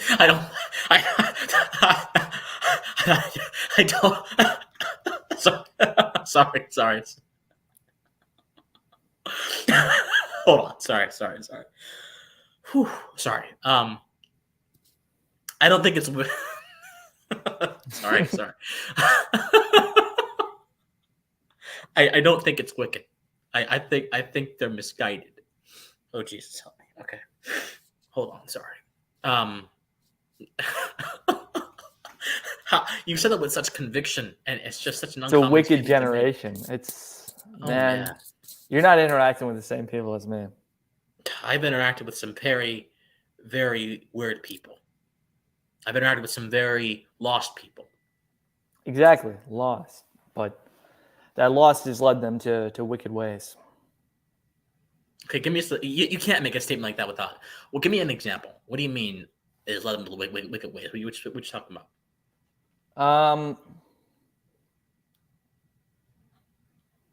The prominence of sexual deviancy in our generation. So you're talking about gay stuff, right? Yeah. Mm-hmm. So you're funny, Carson. In a good way, of course. So I actually don't think the rates of homosexuality in Gen Z are that big. I don't think they're as There was a big as study that people. came out. There's a study that came out that said that X amount of people in Gen Z. Actually, what did that study say? I'll find it. X amount of people in Gen Z identify as homosexual. I don't know. It was 25. It was 22% identify as LGBT, and then I think there was around 5%. I might be wrong on that are homosexuals, but I don't. Okay, hold on. Okay, there was a study that came out. Okay, Gallup. So Gen Z adults. Okay, this is a. Let me share my screen here. I'll cut back to. I'll cut back to you in a second. Your video in a second, but let me share my screen here. So, how do I do this? See, I'm when it comes to technology, I can be a little bit of a boomer, I guess. Okay, when it comes to technology, this kind of technology. Okay, present. Okay, share screen. Let me bring this up here. Okay, all right. You see this? yes. Okay. Americans who self-identified as LGBTQ in 2021 by generation. This came out in February of 2023. If I remember, no, 2022. No, where's the one that just came out? Hold on. Let me see. I'm trying to figure out where the one that just came out is. Hold on. There's one that just came out, and I can't believe I can't find it. It just came out. But this is very important for our context. I can't find it. That's fascinating. If you just remember roughly. Okay. This is 2023. Okay. February 22, 2023. Okay. All right. I'm not losing my mind. I'm like, this just came out. Okay. Here it is. All right. Let me see. Okay. Nearly 20% of Gen Z say they identify as LGBTQ. Okay. This is what is, let me ask you something. Yes. Off topic, but what is the Q? Like, what does queer mean? Well, so I'll explain. So the Q is a symbol of social defiance. So Q means queer. Yeah. And queer, if you look at the original definition of the word, the etymology of the word queer, actually meant to spoil something. So back in the 18th, 19th century, when they used the word queering, they meant to say you were spoiling something. The word queer was also used to mean someone very distinct and different, which is the sense that I think that a lot of people who use that word today use it in, to distinguish themselves. And this is the sense that queer theory, which is an academic theory founded in the late 1980s, early 1990s, first by Teresa de Lauretis. People trace it back to Gail Rubin. Gail Rubin was not the first queer theorist. I'm getting tired of seeing that. Gail Rubin was not the first queer theorist. It was Teresa de Lauretis who wrote an article with that same title. It was not. Gail Rubin contributed to it. I'm sorry, that's a pet peeve of mine. So Teresa de Lauretis, and it basically was this academic theory which empowered individuals, depending on how you look at it, to question all norms and assume that all norms are oppressive. So, according to queer theorists, marriage being a heterosexual norm is actually oppressive to people who are different. Now, they take this idea and they reason it down to its logical conclusion. They say that societal views of childhood are also oppressive, and that the idea of childhood innocence is oppressive, and that children should be able to express themselves in a way that fits their personal beliefs, and this is how queer theory justifies pedophilia. There is a book called Curiouser on the Queerness of Children, and in this What book, is it called?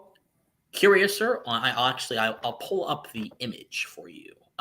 Curiouser. Is it like no? The image obscene? is not. No, it's not. It's not obscene, Carson. Don't worry. I won't get you in trouble with Jesus. Don't worry. I'm joking. Don't take offense. I love Jesus. I love Jesus. Don't take offense. It's not obscene though.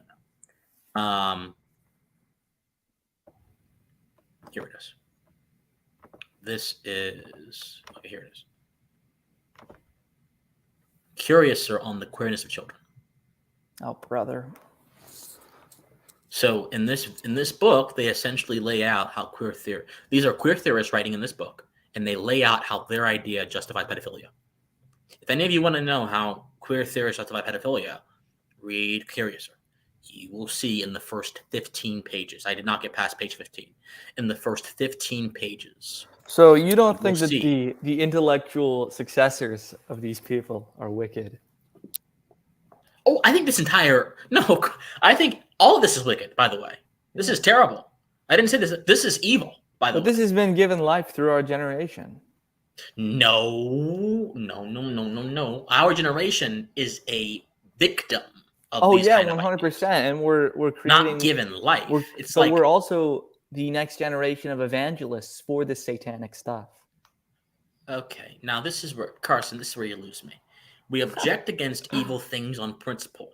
Of course. But then you confuse someone being afflicted with ideas they don't understand by virtue of other forces that blunt their understanding, i.e. the digital age, with people actually producing those ideas. Oh, no. But you can not produce something but be an evangelist for it. I didn't produce Christianity, and I can be an evangelist for it. Sure, but I don't think that most Gen Z understands the logical implications of queer theory. To them, it's simply them being tolerant and acceptance. But ignorance of sin is not being free from it. I didn't say it was being. I think that it's wrong to advocate for queer theory, but obviously, if you're going to indict someone's character, the degree to which they advocate to it is going to need to be a consideration of yours. But at what point does your character become defined by the things that you're, ignorantly perhaps spreading? But at what point are you condemned of that? Like as a person? Well, at what point? What? At what point are you responsible for it? I don't think, even if I advocate for an idea, I'm not responsible if someone goes out and does something terrible. No, of course not. Of course not. But okay, then why would you ask the question? But what if the idea is bad? Then you're advocating a bad idea. You're mistaken. Exactly. And you're responsible for it. No. You're responsible for advocating for that idea. How are you not? You're responsible for advocating the bad idea. Of course. But you're not responsible for producing the idea, and that doesn't mean you know the logical implications of that idea. And you may not even understand the idea fully. That's what I'm trying to tell you. Most Gen Z doesn't think, I'm assuming, that they are justifying pedophilia. Okay. But they are advocating for sexual deviancy. You think anything that is outside the heterosexual context is deviant? Yes. Yeah, I think even some things within the heterosexual mindset are deviant as well. Even within marriage. Yeah. You shouldn't have you put your body parts where they belong. You don't put them where they don't. So you think if a husband and wife do a consensual sex act that is atypical, they are committing sin? Well, yeah, sexual morality isn't determined by consent. It's determined by the fruit. It's determined by the context it exists in, if you're a Christian. Yeah, of course, and the fruit that it bears. Faithful, fruitful, and fully. Or So- faithful, So wait, hold fruitful, on. and faithful. If a married couple does a sexual act and that act does not lead to conception, they're being sinful. No, not necessarily. If that's the Okay. whole context you're providing, not necessarily. Okay, then what's this about fruitful? What does that mean? It means producing life. With Okay, the conception. but that's just with the possibility of producing life. Like You this is why lost- I'm- contraceptives are against sexual morality. Okay, I'm so confused. So if a married couple does not undertake sexual intercourse to produce life, that's okay. That's not necessarily the truth, because there's also this thing called natural family planning. You probably know what that is. Yeah, I know yeah, family it's- planning. Yes, people go out and buy stuff. Yeah, I know. No, I know. natural family planning is different than buying chemicals that put barriers in between your fertility. Because that's not No, fully I'm not giving talking you about chemicals. I'm not talking about chemicals. Well, I'm talking about condoms? drawing out. What? Are you, Carson, is that what you're going all over the place here. Why would I say that someone buying condoms is an example of family planning? That's well, you said that's buying the- stuff. I was Yeah, you didn't let me finish, Carson. okay. I know people who went out and buy stuff for their future baby and who say, I want to have X amount of kids in my lifetime. To me, that's family planning. Yeah, and so in natural family planning, specifically what that is it's just observing the woman's hormonal cycle and when she's fertile and whatnot. Because women are only fertile for like 3 days, like a month. It's Okay, like what if a married couple does not want to have kids and they decide they still want to have sex? yeah, they can do that, but they shouldn't be taking contraceptives. But in either case, And In in ei- in either- reference to what I was saying about married couples doing immoral things in sexual morality and not putting it where it doesn't belong, I'm talking about obviously the perversions of that. The exit only, the bottom yeah, part of, I know what you're talking. yeah. I know what you're talking. Wow.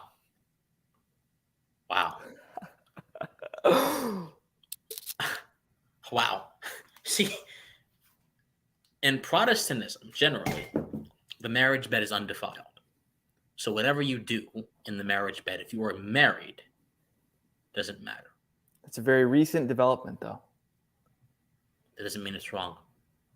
Our understanding of the word in the English language is a very recent development.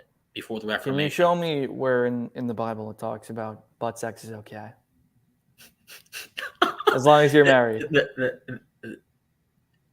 The Bible doesn't talk about anal sex. Exactly. But it does talk about sexual morality.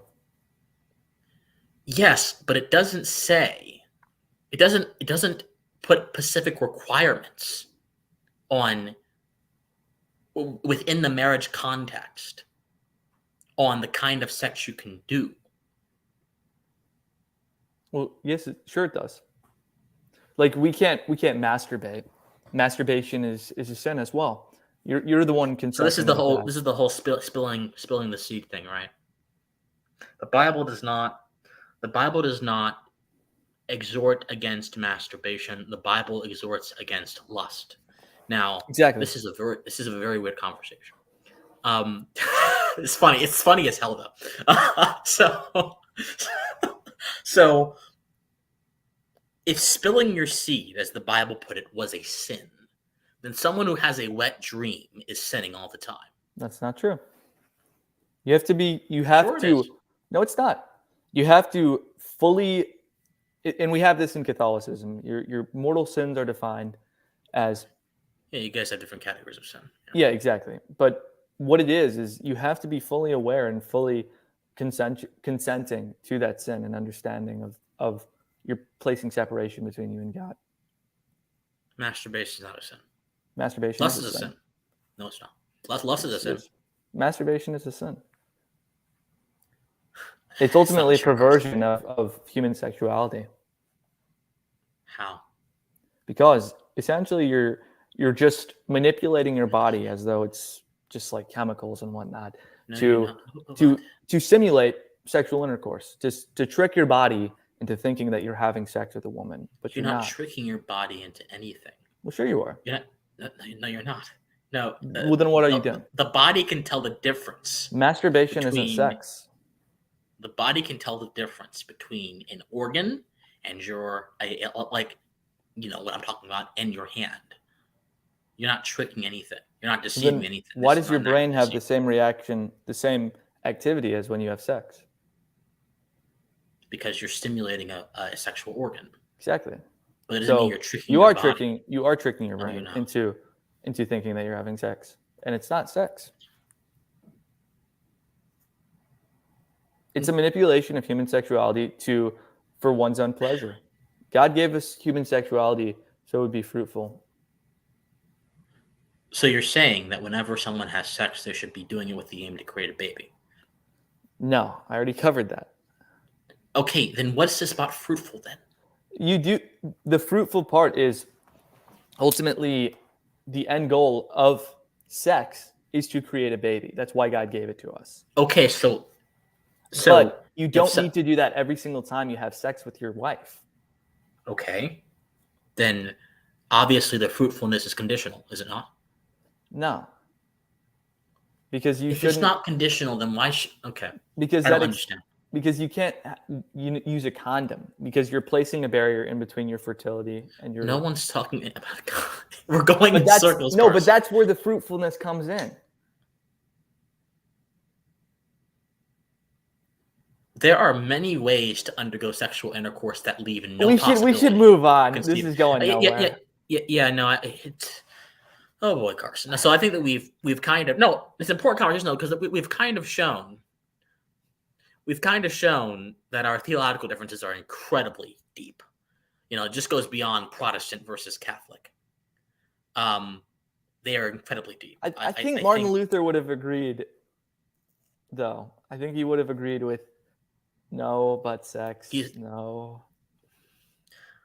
I don't know what Martin Luther would have said, and I'm not sure if that matters because that would be an argument from authority. Just because he says it or the church says it does not mean it's true. The thing about Catholics is that you guys are in a self-contained premise, right? Your validity in your judgment comes from God's supposed institution upon the earth, the church, and its laws and its diktats. And that is self-contained. It's a single closed system. So if the church says something, and that something has been long-standing and traditional, on that basis, you guys will believe that it's God's revealed wisdom. Yeah. I disagree with that. Well, That's and I not mean, right. most of the early church does as well. Like most Christians agreed with the authority of his apostles who knew Jesus Christ. I don't think the Orthodox or the Catholic, both of whom put their stock in different institutions and figures outside Jesus like the saints. I don't agree with that personally. Well, so That's then not me. how do you claim to know God's revealed word? He revealed it, well, through the prophets in the Bible, a bunch of people. The prophets through the stories in the Bible. I mean, but the Bible so for example, is an infallible document when compiled by fallible men. I don't understand that. I didn't say that, did I? Well, it But was you don't compiled by accept the fallible men, authority by the way. of the church. No, I don't accept the authority of the church. I accept the authority of the gospel. So how can you accept the authority of the church who compiled the Bible? I don't. So then how can you understand God's revealed word through it? Again, as I told you, I don't need the church. I don't need the apostles. I don't need the prophets. I don't need I can go to the Bible for myself and read for myself and have that intimate encounter with God. This is very circular logic to me. How so? Explain. Because the authority of the church is responsible for a lot of the development of why do you accept? Okay, no. So it's not circular logic. You just disagree with me. Okay, so let's. No. I mean, I struggle to understand how you accept the authority because of the Bible. Because you're Catholic. Yeah, but to you, the Word of God and the church are indispensably linked. Yes, and because also they compiled the Bible. Yes, and the church kept a good percentage of the Bible hidden from the masses for a very long time. You know this. Yes. Well, not It was hidden. only in the hand, Not hidden, but concealed behind opaque language that most people did not understand. sure. Latin. Yeah. Okay. So, You speak Latin, by the way? I remember you said you speak a lot of different languages. A lot.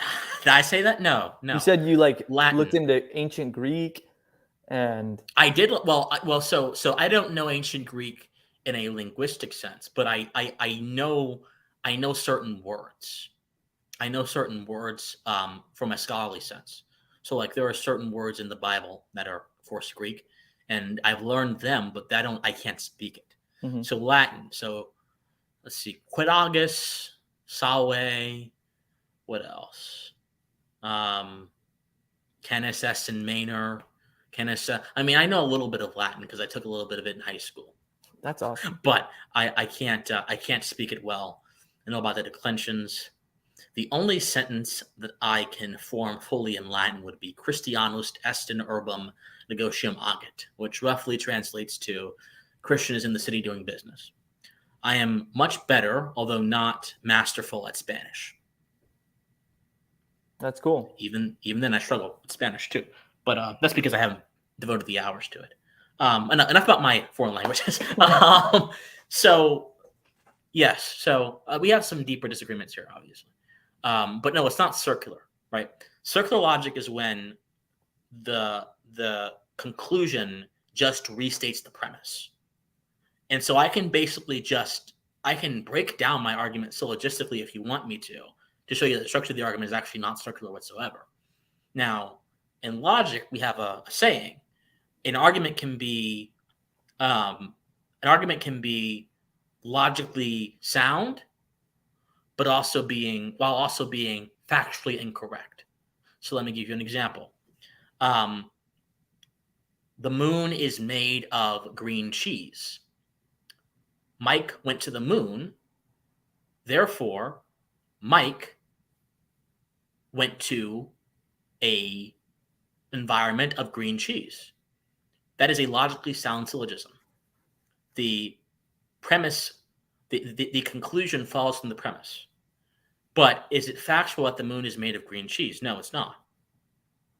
So it's logically sound, but factually incorrect. I'm nerding out hugely here. I'm nerding out hugely, but I'm just trying to show you the clarity of some of this thinking. Let's see. De no preocupas, Christian. Yo te puedo ayudar. Oh, gracias. Necesito practicar mi español. Mi español es no bueno. So practicas. Gracias. Mucho gracias. He's basically saying he can help me. He can help me. Okay. He can help me with Spanish. Interesting. I think that's what he's saying, at least. All right. I think I've nerded out a little bit too much over the course of this stream. I'm not trying to look, guys. I'm still learning a lot in my life. I'm just 23, so I'm still learning. Carson's still learning. We're learning together, which is why this is so fun. So let's go back to your video. Okay, let's do that. Okay, if you want. Which one? Because I probably need to be heading out in roughly 20 minutes. Okay. So I won't hold you for too long. I just want to get through a little bit more of this living as a conservative in modern day, and then of course I can let you go, and it'll be you can come back anytime you like. It'll be a great time. Again, I'm sure. So let me just play this again. I removed my thingy. Again, I hate this technology. Okay, here we go. All right, let's listen. By the leaders appointed to protect us up out of this moral relativism and tolerance for evil. Too much of our right-wing politics is about destroying things and opposing things. The moderates are about destroying government and surrendering power for autonomy, which builds absolutely nothing. It just makes chaos. The radicals are about destroying the establishment for domination. That builds nothing. Conservatives have essentially relegated themselves to a platform of opposition. We treat ourselves as though we're the opposition. when we should be the solution. So much of our online political rhetoric of the right wing is about destruction. It's destruction centric.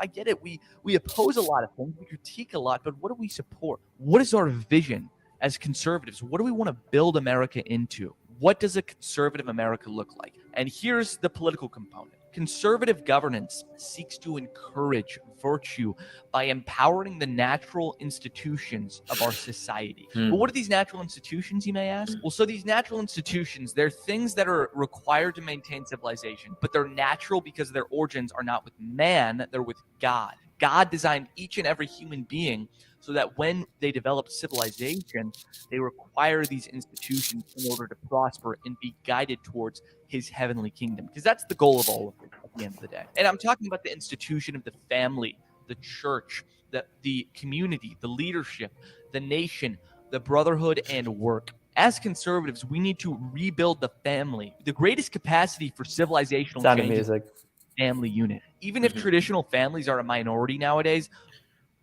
Okay. So this is a sort of, so Aristotle said in the Politics, if I can recall, he said that virtue exists in the context of the polis, the broader community. And I think this line of thought really animates the positions of a lot of people in your camp. And in the broader, what we call the post-liberal camp, post-liberalism being this catch-all phrase for pre-Enlightenment conservative philosophies, which seek to move beyond classical liberalism and seek to move beyond a lot of, the products of the Enlightenment period, or as you would call it, the Dark Ages, as you would call it. So the animating core is the idea of the common good, which comes from this idea that virtue is sought within the context of the community, and that's the only way, and the only place in which it can exist. So, how exactly would you have the state, as you put it in your video, empower these institutions in society? What exact things would you do? What would you like to see happen? Well, so I get into it later, but again, just inspiring subsidiarity. We don't have time, of course. Subsidiarity in policy, allowing more autonomy and more opportunity for local areas to employ policies that are tailored for the virtue of that area. Specifically, I mentioned in there banning strip clubs, banning weed, McDonald's and whatnot, funding certain groups. Yeah, just things like that. So, okay. Wow. So how do you have a society with subsidiarity, which, just for those of you who don't know what that means localization. It means relegating power to the most local area possible.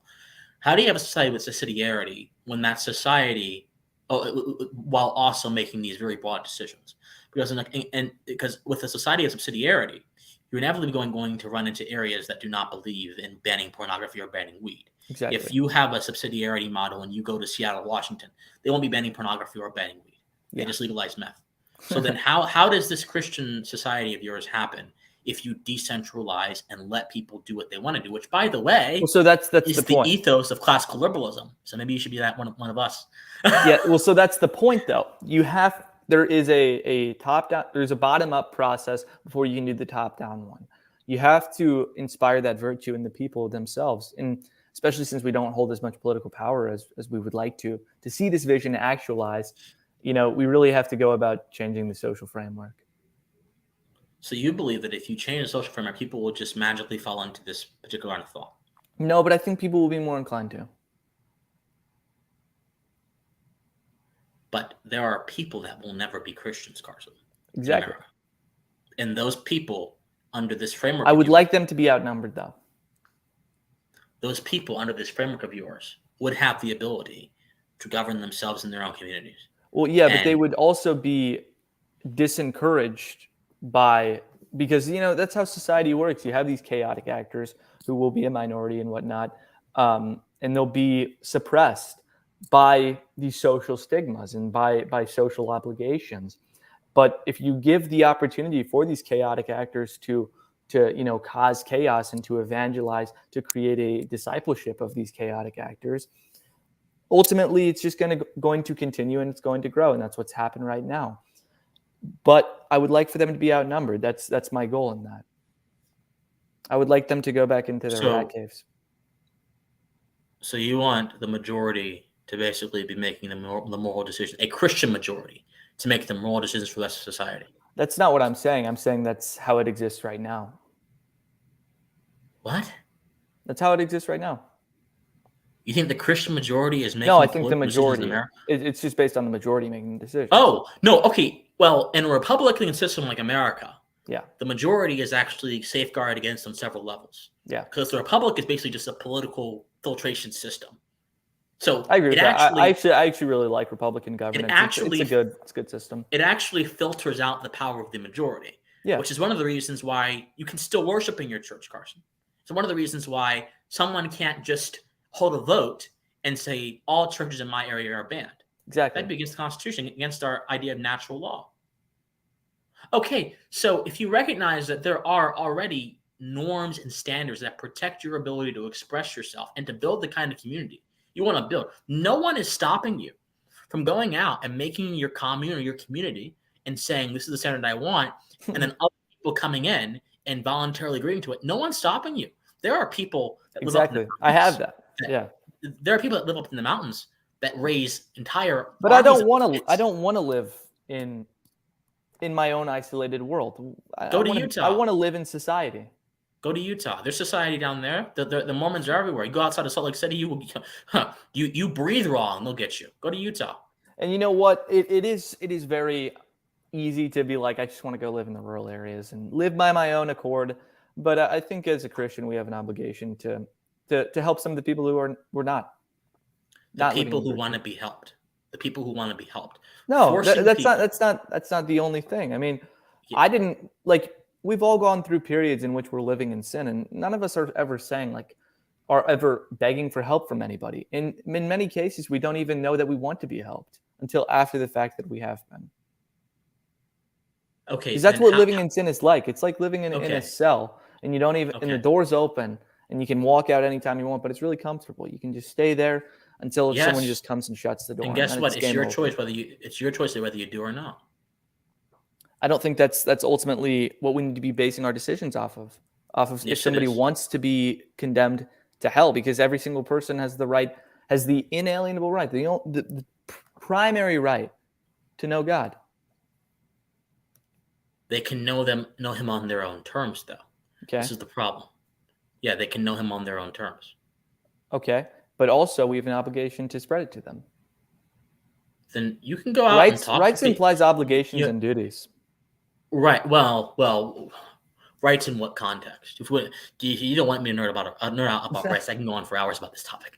So rights in the context of secular civil society originate from the natural law. Of course. And they impose restrictions upon other individuals. Mm-hmm. Rights are permissive, not they are permissive, not endorsing. Exactly. So I have a right to speak my conscience. That's a natural right that if I didn't have it, human life for me would be damn near impossible. The restriction is on you. You can't stop me from doing that. Mm-hmm. So my obligation is to avoid restricting your conscience. Yeah. We have negative obligations in society. You're talking about positive obligations. Positive obligations only exist if you undertake them. What do you mean by that? So a positive obligation for you to go in and administer the gospel to people. That also is your choice too, by the way. Yeah. That's your choice. God wants you to. It might be pleasing to him, but it's your choice. He doesn't say, if you don't do this, I'm going to put a gun to your head. It doesn't say that. Yeah, of course. Okay, so it's then someone else's choice to accept the gospel or to reject it. Exactly. Okay, so then what's this idea of obligation, of me being obligated to be because you're talking about in the context of living. Nothing obligates you to be in the context of a bunch of different people to fulfill the positive obligation that you voluntarily took on. Well, You no, can go but and live on a farm and also come into the city sometimes, talk about Jesus, and then move. oh home. yeah, for sure. That's great. I love Okay. it. That's like missionary work. Yeah. What's wrong with that? In a free society, you can do that. Yeah. Okay. So then why do you need the government to empower you? Go back to the original argument. Why do I need the government to empower me to do what? Why do you need the government to empower religious institutions and empower the Christian way of life if you can do everything that God calls you to do on your own? Because the current framework is placing the church and the Christians in a weaker position. By doing what? By intervening in them? I'd say so, yeah, but also just the propagation Okay. of their ideology as a social force. Okay, so these are two. So there's the public sphere and there's the private sphere. The private sphere is the sphere of society. The church exists there. The government has, unfortunately, over the years, over its 270 plus history in America, invaded the private sphere. And it's sunk its tentacles deep into that category. Okay. If the argument is that the government attempting to foist its vision upon the church is negative, which I would agree with you, by the way, trying to say that churches, have to shut down during the lockdowns, trying to say that churches have to hold gay weddings. If the government is forcing their view of society on the church, wouldn't the solution be not for the government to empower these institutions, but for the government to step back, retract itself, and then put barriers between the public and the private realm? Well, that's like saying, after you shoot somebody, you got to step back and then it'll heal itself. That's not necessarily true. We have to undo some of the damage. No, you have doctors that operate on the wound, but the doctor's not the guy. What you're saying is that let me shoot you, let me operate on your wound. I don't want to give shoot you the anybody. gun. No. What you're saying is that let me shoot you, let me operate on your wound, let me give you the gun so you can shoot other people. That's what you're saying. I don't think that's what I'm saying at all. Really? I'm saying we need to correct for some of the historical damage that's been done to the church. By getting the government away from the church. By using some of the power that we've been given. By using our talents. By using, because, we need more Christians in every single sphere. And that includes politics. And we need them to use their gifts in correcting some of the damages that have been done to the church in the ways that they're available to them. The gun that was turned on you want to turn it back on your enemies. Yeah. Okay. Sure, why not? What do you want to do? You want to get rid of the gun? I want to put restrictions around the scope of the gun. And I want to make it so that no one can use that gun to hurt me in the future anymore. I don't want to take the gun and just pow, pow, pow, because I'm doing the same thing that I did not like done to me to someone else. I'm perpetuating. I'm not saying we should do anything immoral. That's not what I'm saying. Using government power to further your political ends is immoral. To further your moral ends is immoral. If those moral ends extend outside how is using state power inherently immoral? I didn't say using it was inherently immoral. Although if you're an anarchist, it is inherently immoral. They don't even have morality, period. I have some. Oh, that's not true. Okay, look. How does an anarchist have morality? I don't agree with anarchism, but anarchists are actually some of the most moral people I know. I don't think you can be moral without being religious, but that's not true.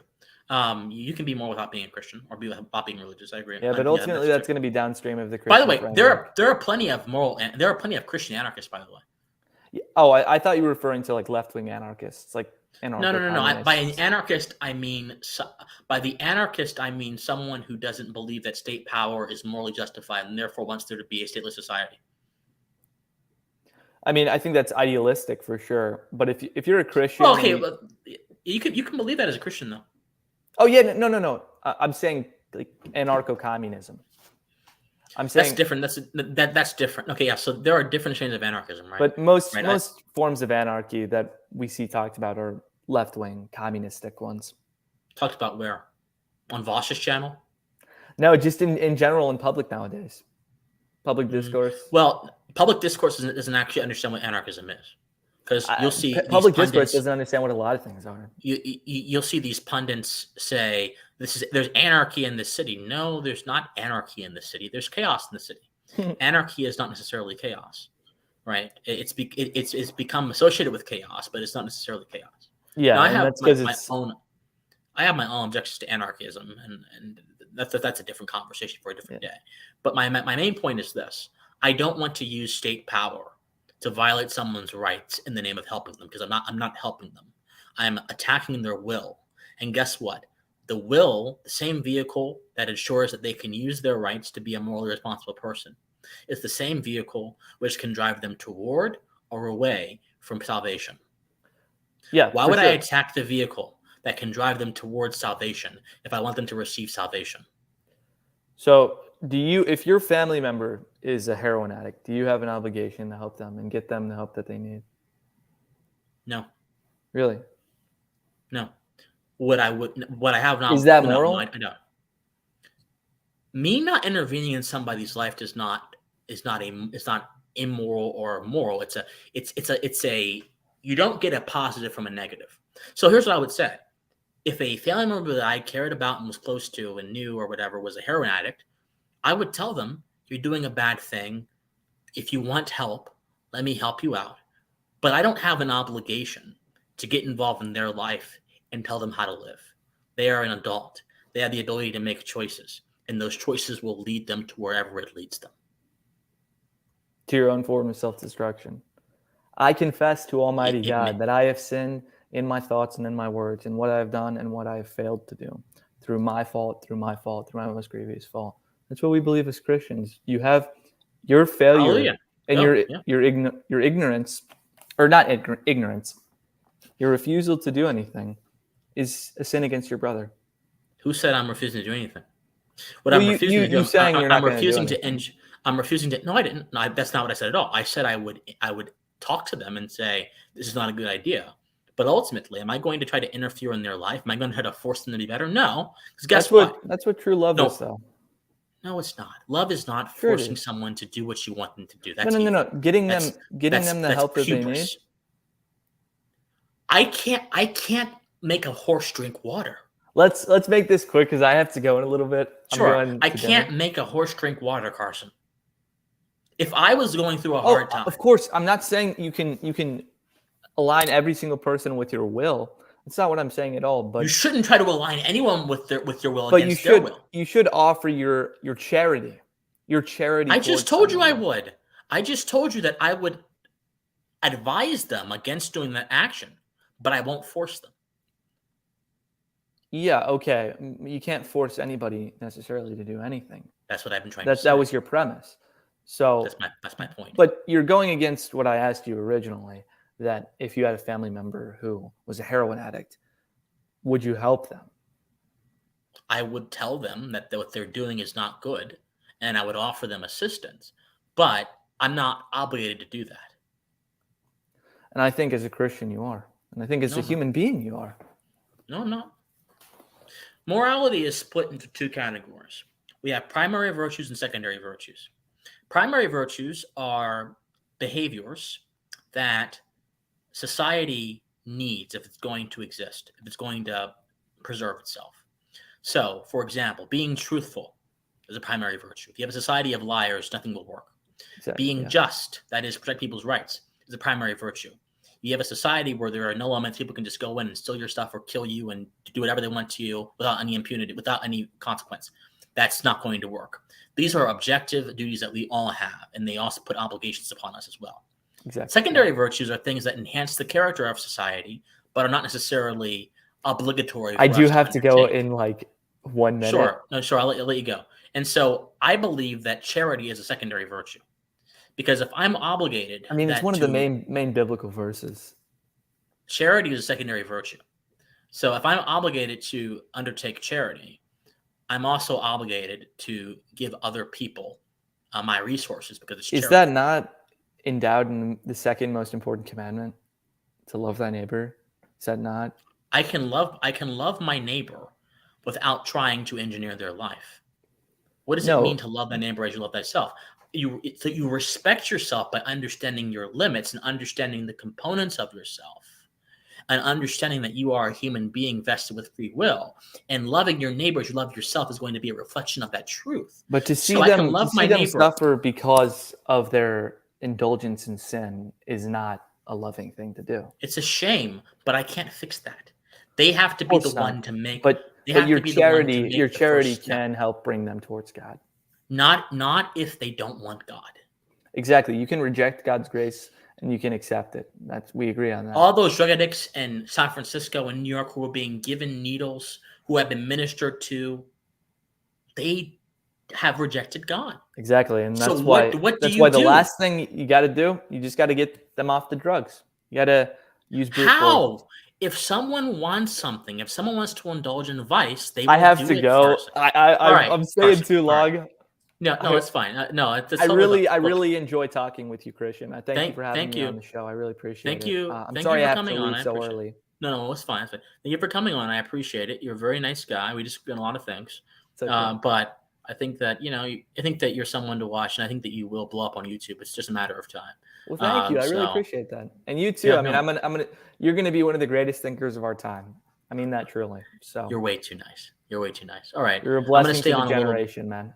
I'm gonna stay on a little bit and talk to people, but I'll see you later, Carson. Okay. Sounds good. I'll see you. God bless. All right. Bye. Okay. All right. Wow. What do you even say after that one? Wow.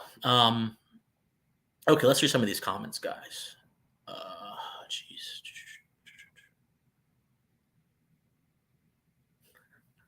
Thanks for the talk, Christian. So much. Look. I seek to understand a variety of perspectives, right? Not everybody in a free society will agree. Not everybody, not every man of reason will have the same premises he clings to, right? That's why I pay very close attention to Ayn Rand's exhortation that we all check our premises, right? It's very important because investigation is the precursor of true knowledge, and true knowledge is the precursor of moral behavior. And moral behavior is the foundation of society. So, I am a Christian, but I'm not a very doctrinaire or dogmatic Christian. I'm not someone who believes that people who don't act like me will go to hell, or they need to receive social sanction. I don't believe that. I tried to have my faith be rational. And someone mentioned that this is kind of like a Pints with Aquinas and Dennis Prager situation. Yeah. And actually, we can watch, if you guys want to, I can stay on a little bit. We can actually watch that exchange because, Prager is a behaviorist. And by the way, Dennis Prager is someone who I deeply admire. I consider him a mentor. I respect him. He's been gracious towards me in the past. So I think that he's one of the most brilliant thinkers of our era. But that entire exchange between him and Pints with Aquinas just reflects the differences in their faith. And the problem is when you can't accept that your premises, especially if you're like Pints with Aquinas and you're Catholic, are self-contained in this closed system, and therefore outside of that system, they may fall under scrutiny. If you can't accept that, you can't really do the hard work of understanding reality. You can't do the hard work of understanding the world or really understanding the fundamental nature of anything, because faith is about metaphysics, really. If you go deeper with it, how do you be a good metaphysician if you don't do the basic work that a metaphysician has to do to understand reality? You can't do that. So anyway, that's a lot. Derek G asks, do I have the obligation to prevent a suicidal person from killing him or herself? The truth is you do not. You're not obligated to prevent them from doing that. Now, if you want to be a good person, I would actually exhort you to urge them against the kind of behavior. I would absolutely exhort you to encourage them to take a different course. I'm not saying be a cold and callous human being, but when we talk about obligations, let's be very clear what we're talking about. We're talking about things that we are obliged, that we have to do by necessity. You don't have to save someone from their own bad choices. You don't have to. That doesn't mean you shouldn't, but you don't have to. Personally, I want to help anyone I possibly can help if they are willing to listen. That's just who I. That's my heart as a person. If one of you were to come to me on Discord and say, "Hey, Christian, I'm going through," I would do my best to listen and help. Am I obligated to? Of course not. I'm not. But I've been in situations before, and I understand what it's like when you have nobody to talk to, no one to help you. And I want to make sure that I can do my part as a human being to make sure another human being doesn't have to go through that. That's not an obligation of mine. It's an act of goodwill. So that's why I say you don't have an obligation. But should you? I think you should. I think you should. If you can, I think you should. But you're not a bad person if you don't, but I think you should. Well, we have an obligation to refrain from certain things. We don't have an obligation to be good, although, as I mentioned before, it enhances the character of society if you are. So that's my opinion, of course. But from my understanding of natural law theory and my moral foundations, that's how I view these things. I don't want anybody to do something bad to themselves I don't want people to become alcoholics. I don't want people to become drug addicts. But I also understand that the human will is a major factor in someone's behavior. And the human will, when it's constrained, just finds more ways to revolt against its chains. So that's one simple natural fact about man that so many people, so many do-gooders, so many central planners ignore. They ignore reality in the pursuit of benevolence, and in doing so, simply cause malevolent actions to take hold. So it's not a very easy conversation to have, because society conditions you that you have an obligation to give your money away. You have an obligation to give someone the clothes off your back. You have an obligation to do all these charitable things. And this miscategorization of charity actually leads people to doing actions that go against the principle of charity. Yeah. So that's my thought on that. Blue Streamer said, it was a pleasure to see Carson in this conversation. Really great talk. Yeah, no, I think, look, a lot of you, Carson may not be your cup of tea, but I think that he's brilliant. I think he's smart. I think that he's wrong on almost every single thing, but he's smart. And that's what I want. You see, we exist in this age of pundits that are not concerned with intellectualism, that are not concerned with actually understanding issues as they are. They're more concerned with being tribalistic. They're more concerned with appeasing their side. They're more concerned with getting likes on Twitter, as opposed to actually doing the hard work of being a thoughtful person. And I think Carson is at least thoughtful. Again, I think he's wrong on a lot of things, but he's at least thoughtful, and that's what matters, right? That's what matters. I go on Twitter, and it frustrates me to no end. I go on Twitter, and I see these people making these absurd hot takes. Actually, I just responded to a hot take, and I won't say who it was, but if you guys go on my Twitter, you'll see. I just respond to a hot take of someone saying that gay marriage isn't marriage. Cope and seethe. Now, regardless of what you believe marriage is, that's secondary to what I'm going to say right now. If you end a tweet with cope and seethe, I'm not sure you're a very intellectually serious person. I'm not sure you actually care about the nitty-gritty of these issues. I'm not trying to be negative, but I'm just saying behaving like a monster on Twitter does not further the discourse at all. It doesn't. It hurts our understanding of the world. Now, someone may say, well, Christian, look at you. You're doing all this thoughtful stuff, and look at you have a few followers, People aren't turned on immediately by the thoughtful stuff. But over time, people realize, I believe this in my heart of hearts, that being thoughtful and pensive, as is the trademark word of my brand, is necessary. And it gives them fruit. It gives them fulfillment. These short hot takes on Twitter, or on YouTube for that matter, all of these little slogans. Again, I can say a few of them, but I don't want to antagonize anybody. All that stuff doesn't actually feed the soul or the spirit of the mind. I want to build a culture of edification I want to build a culture where when you come away from my videos, you come away from what I'm trying to say, you walk away saying, I may not agree with Christian Watson on everything, but my goodness, he helped me think about this in a very different way than I would have before. If you come away from my video saying that, I have done my job. I want that to be a culture. If I succeed at this, my friends, my goal is going to be to build out this big network of social media people, a big media network. We'll make our own platform, but we'll be on all platforms, like the Pensive Network or something. And our entire goal is going to be producing that thoughtfulness when you watch the content 10,000 times over. That's my ambition. It's my ambition. We've got a long ways to go, but I'm confident we can get there. I know we can, for a fact, because all of you watching me right now are with me in this. All of you watching me right now have taken time out of your day, valuable time, to listen to this guy speak. I take that very seriously. That's very serious to me.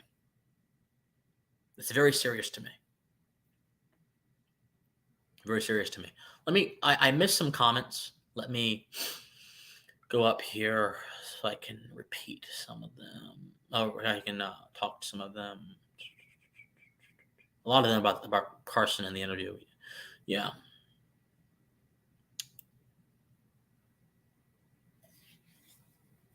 Blue Streamer says, it would have been fascinating to have you and Carson talk about Gnosticism. It would have been.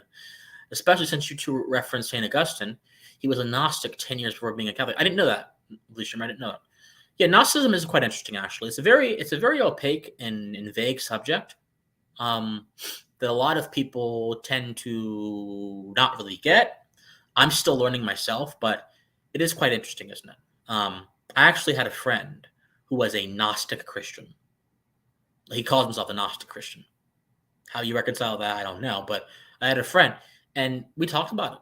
One of the most fascinating, brilliant people I've seen in my life. Seriously. And I meditate on a lot of our conversations to this day. I go back and I'm like, okay, he said that. I meditate a lot on these things. Bud says, hello, Bud. Good to see you. Doesn't the guy that you were applying to get the idea that marriage between a man and a woman from the Bible, I get the marriage. So I'm not sure the guy that I replied to is actually religious at all. I think he was just being provocative. Now, if he's watching this or he ever does watch this, he knows who he is. I'm not trying to call you out. I'm not trying to be rude. But that tweet got a lot of interaction, a lot of play from people that were angry, people that are more on the conservative side, because it wasn't done, it crafted in a manner that respects the complexity of the concept of marriage. There are entire books written about. I have a few in my library written about marriage. Public Vows, for example, is a good book. If you guys want to get a book on marriage that will help you explain the history of marriage in America, read Public Vows. Public Vows. It was published about 20 years ago, maybe a little more than that, less than that. That is a very good academically sound book that will tell you about the history of marriage in America. Obviously, up until that point, it doesn't mention Obergefell and all this kind of, because obviously it was written like 20 years ago. But it's a good historical primer to the subject. So, and it's true that in the colonial era, a lot of the founders saw marriage as a mechanism to ensure people pursue virtue in society. They did. Monogamy was actually an advent of the Enlightenment. People don't realize this. All these people don't get this. Monogamy wasn't the norm for marriage throughout human history. It's actually only a norm that has come out of recent history, which, by the way, is great. I think monogamy is wonderful. I think that it's actually a requirement for a flourishing society to have people who understand the limited nature of the human being, and who then take that limited nature and enshrine it in personal relationships that are so intimate, which are also morally instructive, that is marriage. So monogamy is great in my opinion. I think that's wonderful. I I can't imagine having a relationship with someone and you end up sleeping with people while you're married to them. I can't do that personally. I don't understand it. I don't get it. I don't understand. But again, if people want to live that way, that's their right. I don't think that it's wise, but hey, that's their right, and I have no right to tell you how you should conduct your life.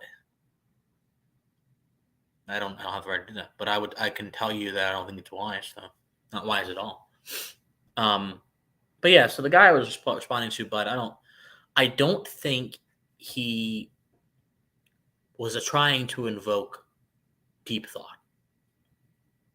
And by the way, that's not a slight against him. That's a slight against our dominant culture. Because the culture of political conversation is not at all intellectual. It's not. The conversation you saw at me and Carson, that can only happen with people who are intellectually mature.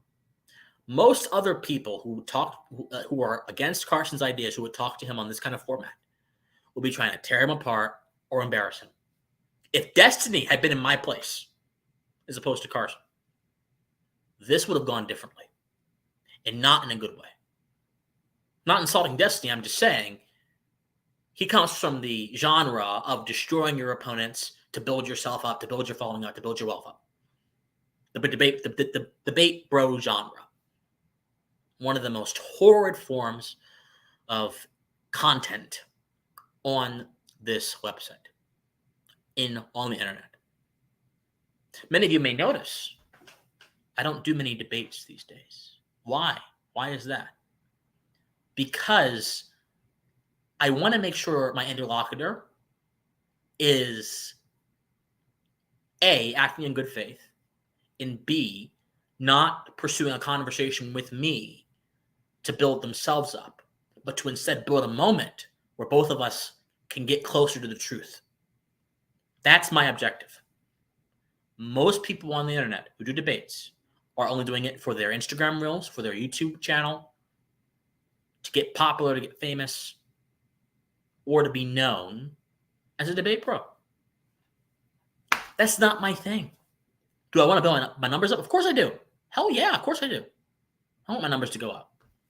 But at what cost, though? I'm not going to sell out, guys.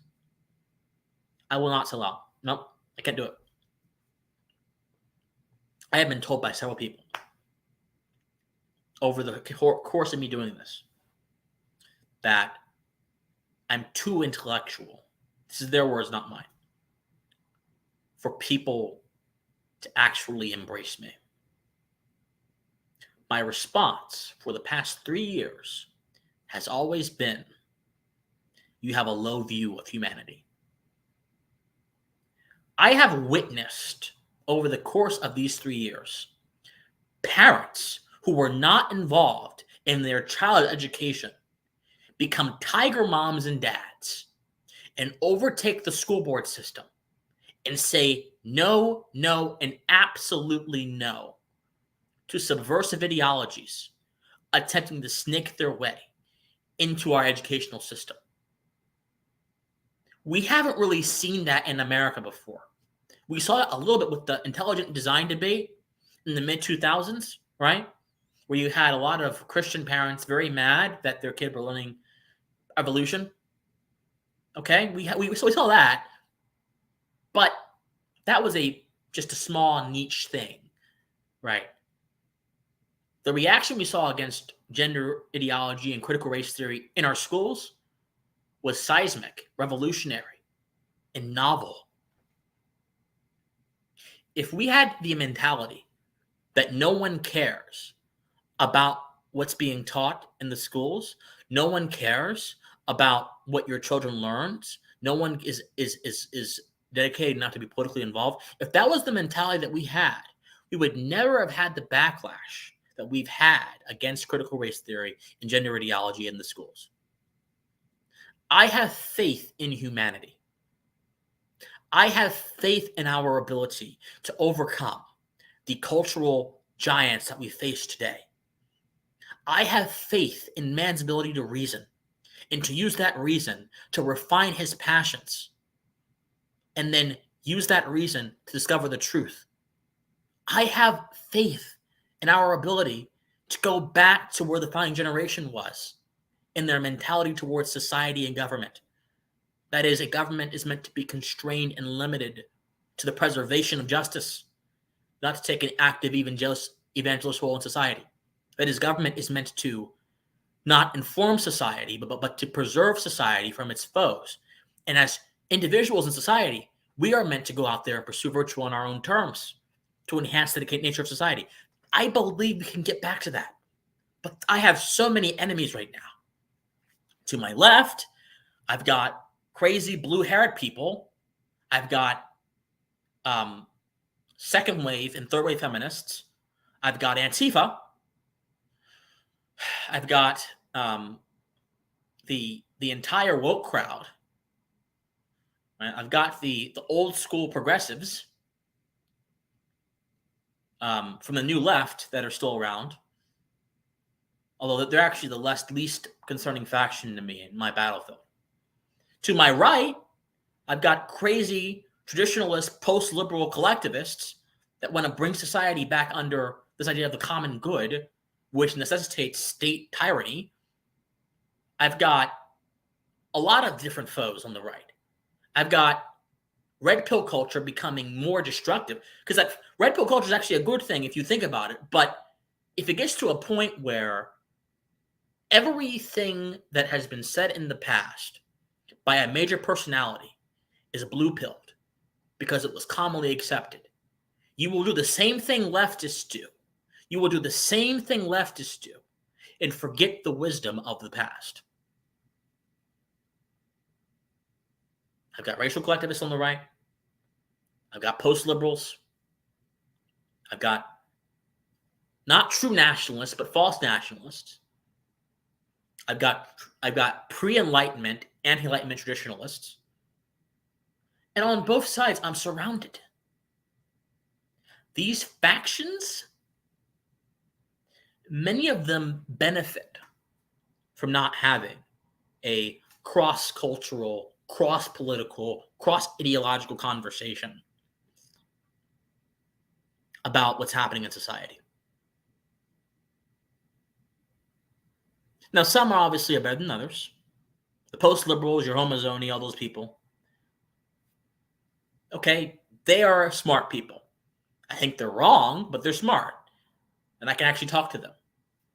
The Antifa folks, the racial collectivists, the intersectionality people, as losing, I can't talk to them. My mere existence, being a conservative, is anathema to their sensibilities. I can't talk to them. Oh, no. Ooh, no. I might not. That may be the last conversation I ever have in my life. But I'm surrounded on all sides here. So it's why, I've always viewed this channel as a place for the politically homeless. It's my first time talking about this, I think.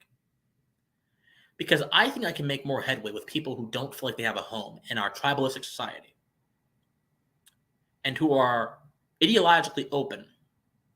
I can make progress with them because they are not bound up into these particular ideas.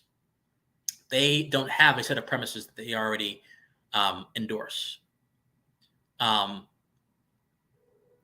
for that reason, maybe I make headway with them. Maybe that's what we do.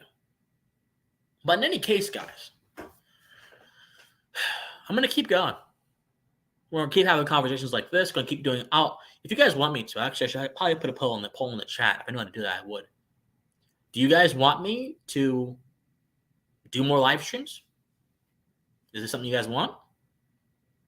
Do you guys want to see me more in this format, or do you like my videos better? Let me know. Because I don't mind speaking like this. This is basically what you're getting with my videos. I don't script my videos. I don't. It's this. I don't script my videos. I can't do that. It's anathema to me. I tried, guys. I can't script my videos. I can't do it. Okay, so you guys want more live streams. Okay. Okay. We can do that. I don't mind. We can do that. Okay. Okay. All right. Well, hell, I don't got nothing better to do. Okay.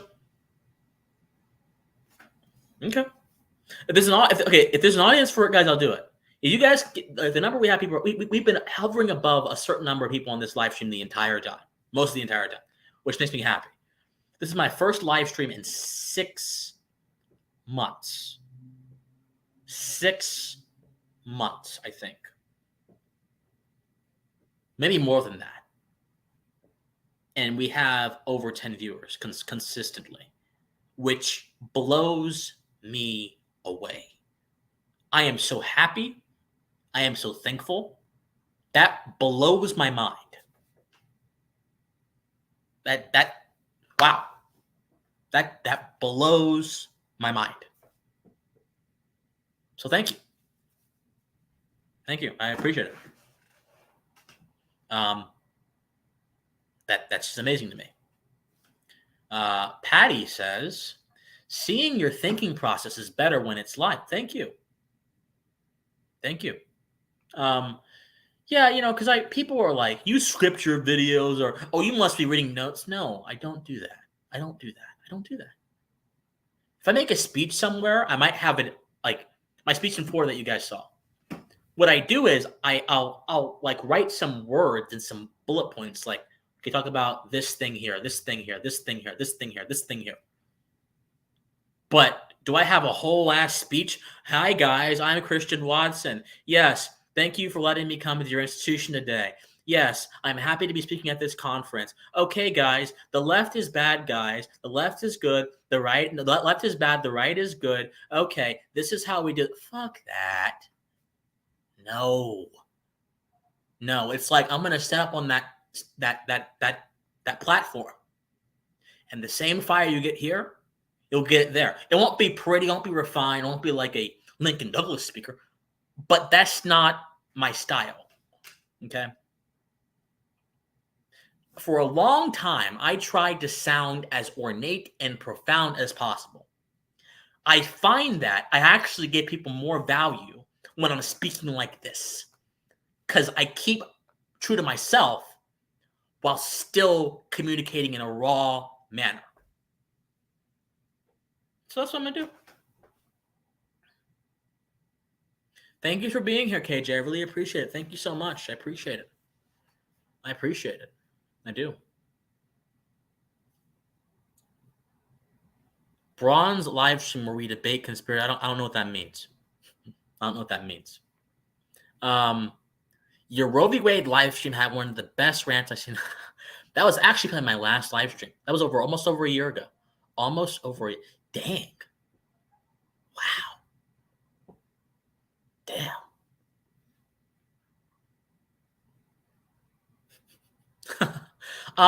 So I did collegiate debate for about 2 years. So today's video was supposed to be about how Marxism is ruining debate. Tomorrow's video will be about how Marxism is ruining debate.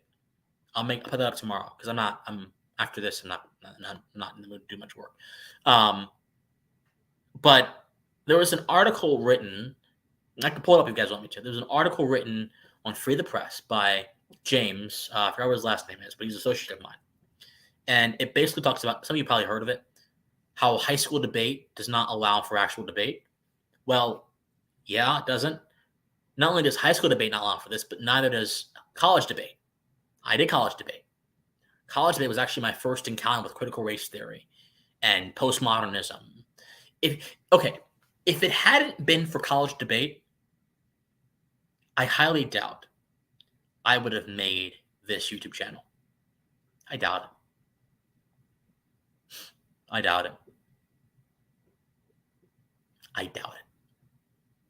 And even though they kicked me out of college debate because I was a foundational thinker, I believed in conservative values, I believed in the ideas of natural law, natural rights, and I used an individualism. Even though they kicked me out, them kicking me out propelled me to say, you guys may not want to hear the truth, but there's an untapped audience out there in the world that wants to hear the truth. And I will reach them. Come hell or high water, I will reach them.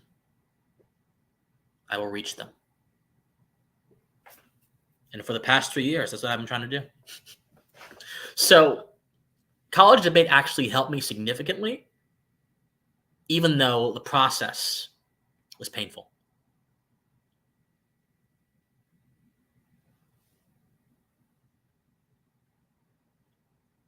While I love this live stream, you have to have someone of a little more substance. So I think Carson's smart.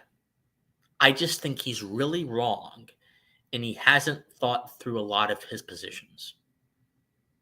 I think he's smart, but misguided due to ignorance.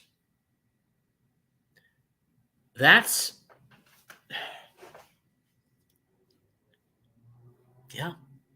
Look, if John Doyle, you guys know John Doyle, right? If you wanted to come debate me, I would have no problem doing it. I would do it like that.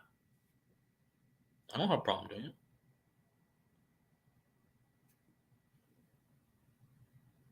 I've watched hours of his content. I know what he stands for. Carson is basically like one of his, in his orbit, one of his people, one of his allies. They have similar views. I don't got a problem. Would he ever do it? I don't think so. I'm not big enough, number one. And that's his thinking. Not big enough. What does he have to gain from it? And number two, I'm not sure Doyle has ever encountered a philosophical critique to his ideas. Most of the videos I've seen trying to debunk him from people like Vosh or Destiny, it's mostly just them dunking on him, like attacking him personally, saying, oh, this stuff makes no sense, it's stupid. I mean, that's what he expects. So, yeah.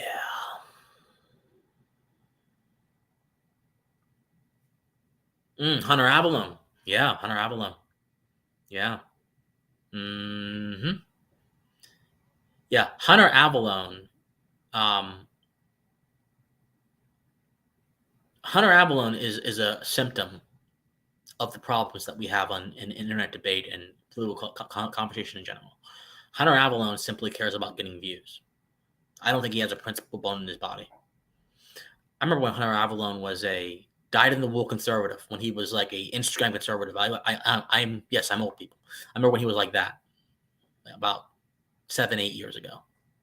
I used to watch him a lot. Well, actually, back then, I didn't find him compelling, and I don't find him compelling now. I never found him. But I used to watch him a lot. He was a big deal. Like, I heard, like, Christian, you watch Hunter Avalon? Like, no, it was a big deal. It was a huge deal. Now, to see what he's turned into. To see what he was not good, but he's turned into is not any better.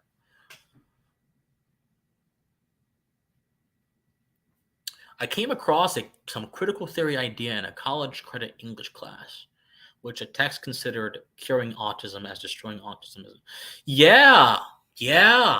So let me do something similar. So in one of my debate practice meetings, we were debating over disabled people and if you should call someone disabled or differently abled, and if someone should be characterized by their disability. Now, the ethos of identity politics is that your identity gives you a special insight into a certain domain of knowledge. So if you're a Black person, you have a special right to speak on an issue that is perceived as being a Black-only issue, and no one else has that right. Which is why when a Black person says the N-word, no one bats an eye. When a white person says the N-word, people want to get pitchforks and try to kill someone. It's this idea of subjectivism being the key to truth, as opposed to having universal standards that we're all bound by, and therefore produce moral and intellectual consistency, which is the only way that we can actually find truth is through consistency. Well, IDPOL, identity politics, is a different thing. So the disabled person was saying, I actually want to be defined by my disability. I'm like, why? It's not the essence of who you are. And that was a big argument. So yeah, if you try to address aberrants or deviants in human physiology or whatever, you're seen as a hater, as an oppressor. And that's just an example of a worldview that prides social relationships being power struggles over truth. So, and one of my lights just went off, so happens often. I'm not gonna lie, I'm Muslim from the Sudan. Sudan. We've got people watching us in Sudan. Wow. Wow. I saw your channel first when you talked about Pan-Africanism. Yep. But I have problems with homosexuality, which I think it hurts women. Huh. Well, so we disagree, obviously. I don't think that homosexuality has any impact on women whatsoever, unless, there's a situation where a woman's husband happens to be gay secretly and they cheat, which is wrong, by the way. I don't think that's right for anybody to cheat, gay or straight. But other than that, that's actually a very small case of people. I think it has no impact on women. So I don't think we agree on that. But I appreciate you sharing your perspective. My community is meant to be a community where everybody can share their perspective, peacefully and voluntarily and ethically. I mean, I don't want you to be lying about people or denigrating their good name. You just have to say your piece, and we'll debate it like adults. I've got a friend. He shares with me this video of the adult table. Peter Boghossian and this other guy are like rapping. It's actually a very good song. I like it very much.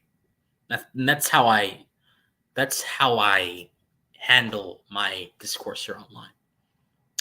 It says, "It seems you don't share your videos." No, I share them. Trust me, I do. I hope you'll have a more large. Me too. I do. Me too. I hope so too.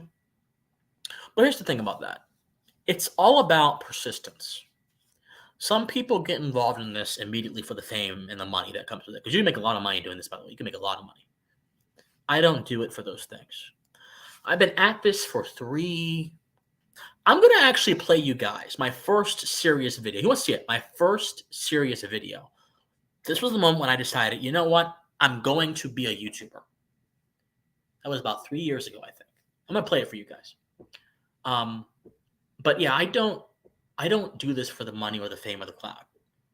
I do this because I have something to say, and I think it can give value to people. Having said that, I'm taking significant strides this year, to grow our audience. I'm doing more conversations with people like this, more collaborations like what I did with Aiden Paladin, who is just wonderful, by the way. That lady is brilliant. She's wonderful. She's kind. I love Aiden Paladin.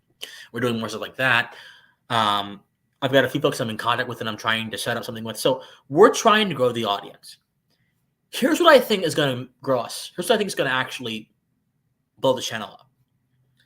My suspicion is this month, June, upcoming month, June, is going to be such a tense month for people because of Pride Month. I think, hold me to this, sometime in June, I'm going to make a prescient video about some social topic, whether that be Pride or whether that be other issues in the same constellation.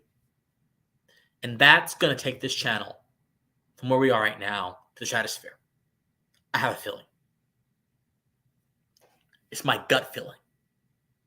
Now, even if it doesn't, I think that same kind of genre is actually going to build us up. So we'll see. I don't know. I don't want to jinx anything. I don't want to curse anything. But we'll see. I really have confidence, though. I have confidence. I have confidence in our mission, guys. Because look, yes, I'm the personality or whatever, but you guys are the foundation. All of you who donate to me, all of you who talk to me, all of you who comment on my videos, who encourage me, thank God for you. Thank you, thank you, thank you, thank you. You built me up. You keep me going. You do. It's been 3 years doing this. It's been a long and hard 3 years. In these 3 years, I have lost, and since I started doing this, I've lost my grandmother, my aunt, and my uncle. In these 3 years, since I started doing this, I graduated college after taking 19 credit hours, which is above the minimum. The maximum is 18. That's a lot. I took 19 because I wanted to graduate early. In these 3 years, I have been on Fox News. I have made speeches around the country. In these 3 years, I have connected with some people who are just wonderful, who are just brilliant, like Vivek Ramaswamy, Dr. Sebastian Gorka. In these 3 years, I went from 100 subscribers to 5,000. In these 3 years. In these 3 years. I'm amazed at the progress we've made, but I'm not satisfied. But I'm amazed. I'm amazed. And some of you have been here for all those 3 years, or for a majority of them.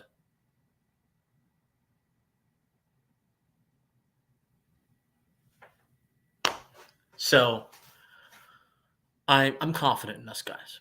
I am. I'm confident in us. We can do this. We will do this. I'll play that video in a second. Let's see what we have here. Blue Streamer says, if we can help people improve their mental disabilities, there should be attempts to do so. It's so evil that less. No, look. So I think if you have the ability to help someone, it's a good thing for you to help them. It's a good thing. I would never endorse this idea of atomistic. People accuse me of being an atomistic individualist. First of all, that's a misnomer. Individualism is not atomistic. By its definition, individualism is actually a philosophy about society. So by its definition, it's not atomistic. It's actually involved in the community. It's involved in a group of people. But I would never say, if someone's suffering, let them suffer. I don't think that's true. That's not true. Don't let them suffer. But what I'm saying is, you don't have an obligation to help everybody. But you should be a good person and help when you can. Help when you can. You know? Peter Singer. You guys know Peter Singer? He's this Australian philosopher. One of the most insufferable people in all philosophy, I swear. I have my jug of water here. I'm filling up. And Peter Singer says that if you have resources, you are obligated to give them to the less needy. So he says, regardless of your connection with them, regardless of anything, if you merely have something, that obligates you to give to people who are needier than you. That's his idea. That's what he says. That's what he says. So, I don't embrace that idea. He calls it effective altruism. I don't embrace that idea at all. I think the idea fundamentally misunderstands moral obligation. Moral obligation is a negative imposition, meaning it is a restriction on your action. It is not per se a mover of action. So we have to understand that. That's my thoughts. Bud says, I lost my dad over. Oh, I'm sorry, man. I hope my condolences. It was rough, but I had to finish my physics master thesis, and I pulled through and graduated this past semester. A PhD in astrophysics. Oh my God. Wow. I don't even understand astrophysics. I get fundamentals, but you get down into calculations and everything. I don't even understand astronomy. I understand the basics, but you get into calculations and where is this star? I tried. But I find it fascinating, though. You know, you shouldn't let limitations bar you from pushing the extent of your knowledge to where it needs to go. So I think astronomy is fascinating. I think that the fact that we have moons that have methane lakes, right? That's the moon of Titan, right? Methane lakes on them that have microbacterial life. I find that fascinating. I want to know more. The idea of having an interstellar civilization, I find that fascinating. I want to learn more. All these things are inspiring because they reflect the heights of human achievement. So, Patty says, I lost my dad in January. I'm so sorry. My condolences. My condolences. It's hard losing a family member, man. It's hard. It's really difficult. And I always like to say that those who we love, their memories live, and we're an extension of their memories. We're an extension of them. And so in a way, they're always with us. That's how I cope. That's how I cope with the situation. But it's also how I rationalize it too. And it's true in a sense, you know? If you have someone you're related to who dies, you are an extension of them in some way, shape, or form. So you can basically just keep them going through you, through your actions. So my condolences. But I'm going to show you guys the first video that I ever did. The first video that I did. Hold on. No, not Carson. We don't want to look at this. The first video I did. That led me to take YouTube seriously. That's what we're going to look at. The first video I did that led me taking YouTube seriously. And it's rough around the edges, a little bit shoddy, but it's a great video. So hold on, let me figure something out here. Where is it at? Okay. And I'll look back on this video with great pride. And I also think, here it is, 2 years ago. 2 years ago. 2 years ago.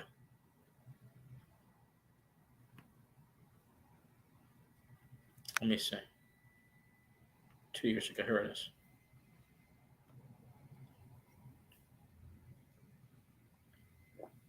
This is 2 years ago, guys. I look rough in this video. Oh my God. It must be the lighting or something. But this is 2 years ago. There's me and my little polo. As you see, my fashion style has actually regressed throughout the years. I used to dress like a young person. Now I dress like I just came out of the golf club or something like that. But this is called I Am an Uncle Tom. This video has 1.7 thousand views, 177 likes. This video was the first video in which I actually took being a YouTuber seriously. This was made on July 18th, 2020. So we're actually going to have the 3-year anniversary of my start on this journey in a little over a month. Should we do a special stream for the anniversary of this video?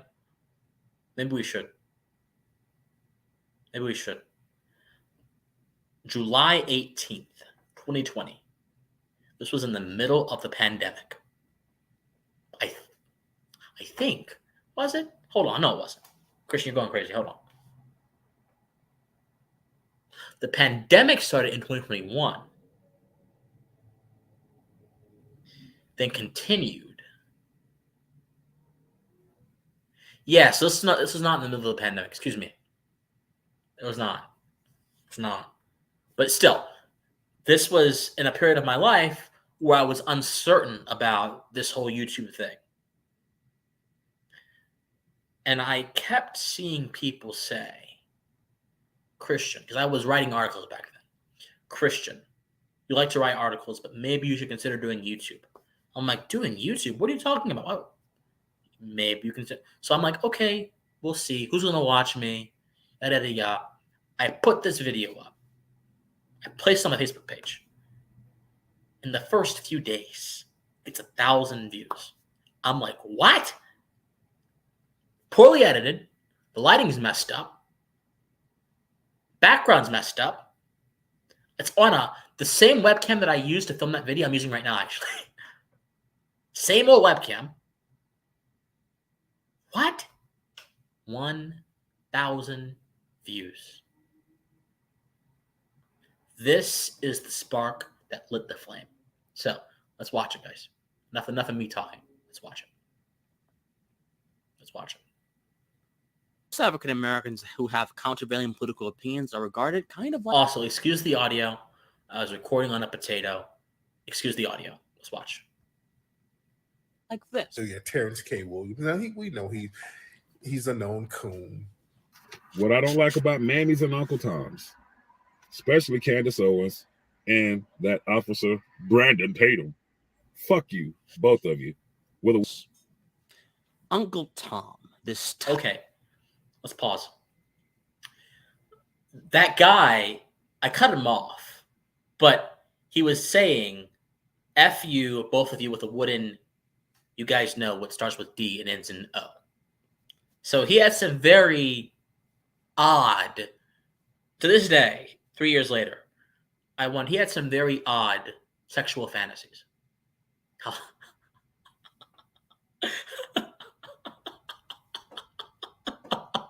So it's funny. I don't know. Let's keep going. Let's keep going. Tired, dreadful refrain, which ironically seeks to invalidate free-thinking individuals as subservient to their alleged oppressors by itself using dated, oppressive, self-oppressive terminology. The ever-illustrious James Baldwin, one of the most erudite old world minds, someone who I have a defined respect for, although he was wrong on a lot of issues, such as this one, remarked that Uncle Tom was robbed of his humanity and divested of his sex, and represents two-dimensional stereotypes which bind African Americans to the block of mediocrity. Now, let me stop there. So, why did I call James Baldwin an old world mind? So, back then, I was beginning to read libertarian theory. I read these two women, Isabel Patterson and Rose Witherly, and their formations of their language actually impacted me greatly. Lane had this idea that the old world was this age where human creativity was not valued, the individual was not valued, but society as a collectivist idea, the state, the common good, these broad abstract ideas that don't actually correlate to society, they are the ones that are valued.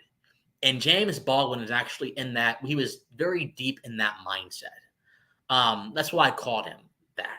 I wouldn't have said that today because I have more intellectual maturity. James Baldwin's a very smart guy. He was wrong on a lot, but he was a very smart guy. I wouldn't say that today about him. But that back then, I was still in the baby phase of my intellectual journey. So let's keep going. Insult is understandably approached by conservative and or libertarian African Americans like myself with great scorn and argumentative energy. If you're gonna make disparaging remarks Hodge about wins. Black Republicans, you should come up with something else because you're paying us a compliment. If you still calling us Uncle Tom today, either you didn't read the book or you just can't read. But as Plato said, my friends, disagreements signify ignorance. Mm-hmm. If there is a conflict, if there is a fight, ignorance is being shown, not the truth. Whenever there is an ideological or intellectual conflict, the truth is necessarily obscured beneath the chatter since there is disagreement. So unlike my contemporaries, I will not cut corners, and I, instead, will be very straightforward. I am most certainly an Uncle Tom. Absolutely, 100%, yes, no doubt in my mind, I am most certainly an Uncle Tom. I will not run from the phrase. I will not curse the phrase. I will embrace the phrase. Now, before you engage yourself in intellectual dark magic, retreating into your mind and into your intellectual covens, Okay, why am I calling it dark magic? Why am I saying covens? Back then, 3 years ago, I was on a fantasy binge. I still love high fantasy to this day. I think high fantasy stories like Chronicles of Narnia, Lord of the Rings, and some of the more obscure ones too, are inspirational in many cases. They show the fundamental conflict between good and evil and human progression and all these kind of different things. If I'm into it now, back then, I was even more into it. And so I actually let the language of fantasy novels and stories bleed into my own analysis of things. I caught a guy in an interview I did. It's on the channel still if you guys want to go find it. I called a guy a dark wizard. And I called him a dark wizard. And he broke out loud. He's like, a wizard? You're a wizard, Harry, as Dumbledore said. Again, it's funny. When you look back on your progress as a human being, and you notice the things that defined your thoughts in a particular era, and you have the hindsight of time being away from that era, you will find some very inspiring things, my friends. You will find some very both inspiring and some frightening things. Yeah, let's keep going. Your sort of bubbles, your safe spaces, because I just said something that might shock your consciousness. I ask you to consider my argument for what it is, not what I just said. What I just said was the truth, but the truth oftentimes starts as a premise, and premises have multiple parts. Arguments have multiple parts, as Aristotle understood. So before you dislike this video, or you brazenly curse my name, or think that I am just some polemical 20-year-old trying to be outrageous so I can get clicks, which is nonsense, allow me to proceed. I was 20 in this video, guys. I'm 23 now. I was 20 in this video. I started off my 20s wanting to be a YouTuber. I was 20 in this video. Wow. She says, have you ever thought about debating Vosh? Oh, how have I ever? Oh my God. No, it's not. Look, first of all, I don't consider Vosh to be a good faith actor. Vosh is actually not very substantive either. Let me give you guys an example. Some of you may already know this. Vosh was debating a philosophy professor on some topic. And I think the topic was about meaning and truth. And he said that different cultures have different ideas of meaning. And he said, and I'm quoting him, for example, the Mexicans say agua instead of water.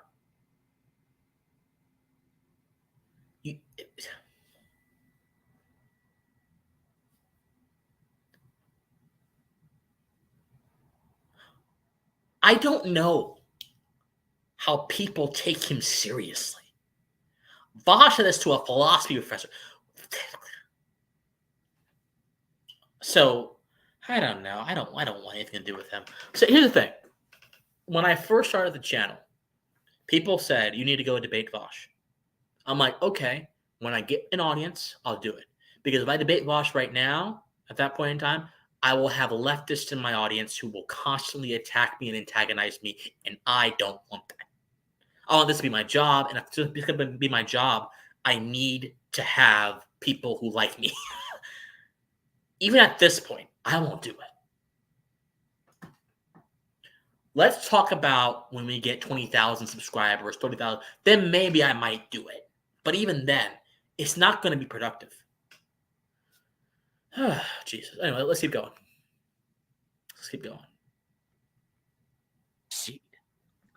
But before we can understand, like or dislike a thing logically, we need to understand what that thing or that person is. If you want to be prudent about this, now I'm probably being a little bit presumptuous by assuming that most political observers in this country want prudence. Most of them want fire, not prudence. Destructive fire, not creative fire, not illuminating fire, but destructive fire, not prudence. But I will trust that you will put aside your torches and your pitchforks for a moment to hear me speak. So, who is Uncle Tom? Uncle Tom was a fictional or is a fictional character created by Harriet Beecher Stowe for her abolitionist novel named Uncle Tom's Cabin.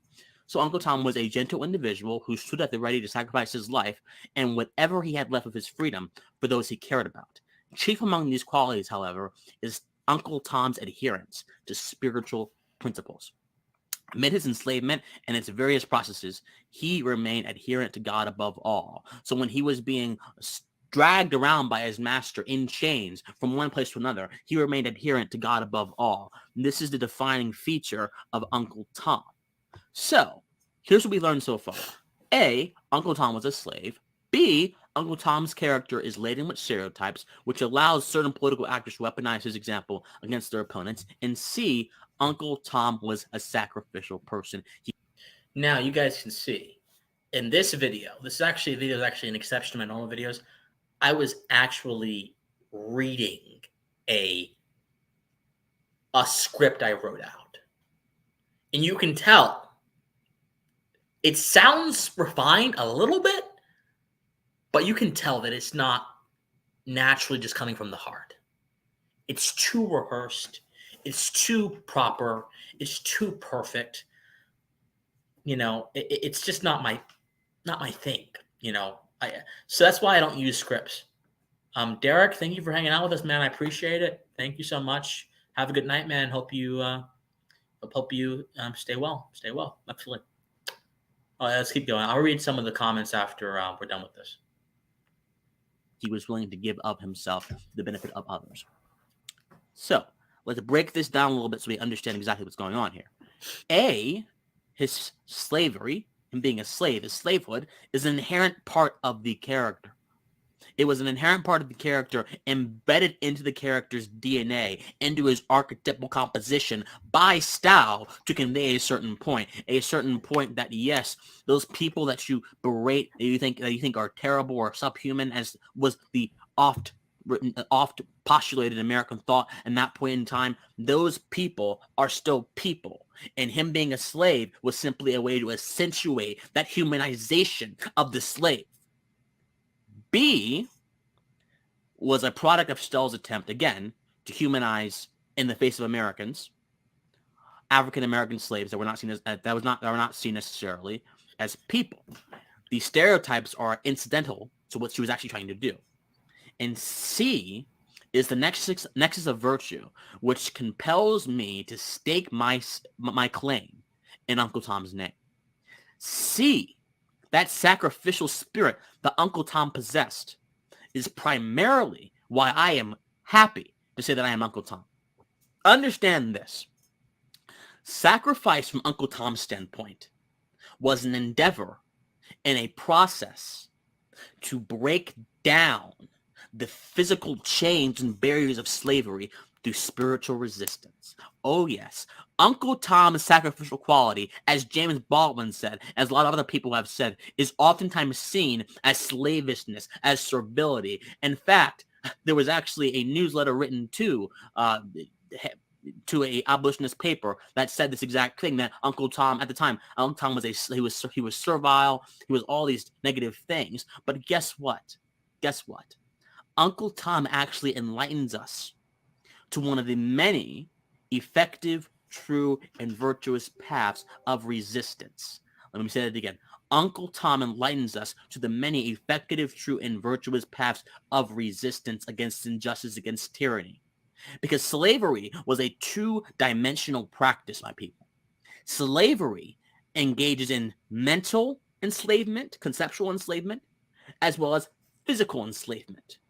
So from a certain standpoint, indeed, Uncle Tom did not fight back physically. And in fact, physically, he was quite deferential to his masters. And this is the idea of a house Negro, right? That's what Uncle Tom, to many people, represented. Which I don't endorse that, but that's what they believe. But there is a tendency in our society to forget the underlying meaning of things and to just take them at face value. And when you do that, in many cases, you end up hurting your understanding of particular ideas and their significance. That's what I was trying to say. That's what I probably would have said. If I could do this over again, I probably would have just said that. As opposed to using all the big words. Indeed, physically, he did everything his master wanted him to do, primarily to ensure that his people that he loved were not killed. were not taken away. In fact, in the book, he says, the Lord shall be by my side so long as you folks are okay. I don't mind going away in chains so long as you folks are okay. I'm paraphrasing, but that's basically what he said. And so Uncle Tom may have been physically not impressive, physically servile, but my Lord, that brother was he was a Teflon man right up here. He was a Teflon man right up here. Because every walk of the way, no matter what happened, he brought with him his spiritual sustenance to get through the days. And guess what? You need not be a Christian to appreciate this point. You need not be religious to appreciate this point. If you can understand basic psychology, that our minds indeed have a big impact on how we see the world, you can get this point. But it goes beyond that, in my opinion. You kind of have to be a spiritual person to get that. So Uncle Tom actually did what a lot of the freedmen, the slaves who were first in chains that eventually got freed, did. Uncle Tom, once again, found his freedom in spirituality. And a lot of African Americans did as well, before they could be physically free. So it's like an input-output table, a dualism, a two-dimensional fraction that you had to solve, an equation. And Uncle Tom had solved half of that equation, but he was saving the other half of that equation for the other people who he cared about, so they could have that physical freedom and all that conceptual freedom. Why do you think African American spirituals exist? Why do you think, 12 gates to the city, we're going to get to the promised land? I'm going to scream and shout when I get to heaven. No one's going to keep me out. I'm going to lay down my sword and shield down by the riverside. Why do you think these things were shouted to the rooftops? Because Uncle Tom and a lot of these African-American slaves had that conceptual 360 vision to understand that their existence was not merely a combination of processes, biological processes, but their existence was instead a combination of biological and spiritual processes that needed to be in sync if they were ever going to be able to fulfill what was meant for them to fulfill. Do you understand what I'm saying? As Machiavelli said in The Prince, in the sketch image, when the ruler is on top of the mountain, he can see everything. When he's down in the field, his vision is confined. Well, guess what? Uncle Tom was on top of that conceptual mountain. He saw everything. He may have been physically enchanged, physically in the fields, but on top of that mountain, he saw everything. He knew it was important. And he knew that his spiritual resistance would pave the path for people he cared about, his wife, Eliza, all people he cared about, the people in the story, to be free. And so did African Americans who sung those spirituals.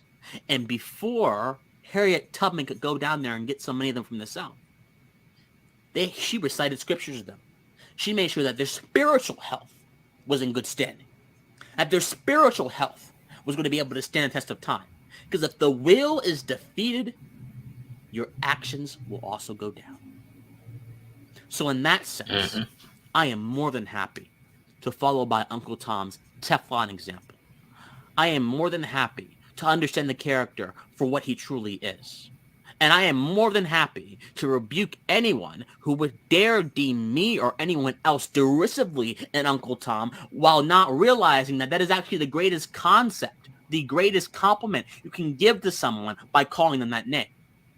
When you say someone's an Uncle Tom from here on out, you need to understand you are saying that they are a mentally strong person who is willing to lay down their life for the good of other people, who is willing to do what they need to do to ensure that universal truth of illumination is unlocked, and that fire of genius, that fire of creativity, that fire of dynamism is unlocked, and it goes forth to blaze forth change, to blaze forth freedom, and to ensure justice is ensured for all.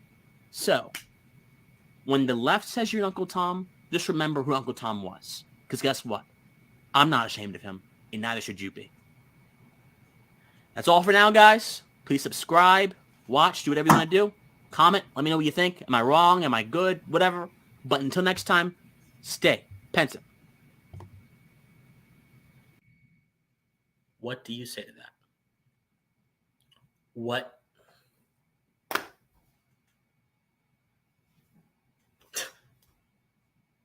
That was my first shot across the bow. My first attempt to do YouTube. I look back on that video with a great deal of of pride, a little bit of cringe, but pride, a lot of pride, because I had my finger on something that I didn't even understand at that time. I had my finger on the fundamental distinction between the left and between American conservatism.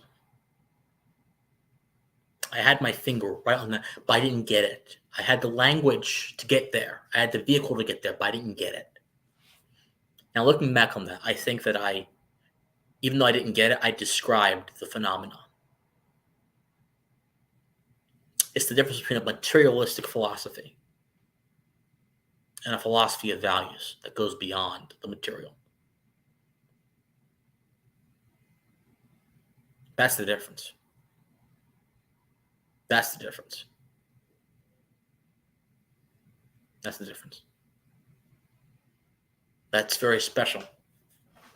Again, you get to see yourself in those contexts is very special. What do you guys think about that before we go? So we're gonna get out of here. I gotta go eat. Gotta make dinner. Gotta go eat dinner. Gotta go do things. I have some work I gotta get caught up on. So, but before I go off and I enjoy my evening, the rest of my evening, and I get ready for tomorrow's video. What do you guys think about that? What are your thoughts on that video that we just watched?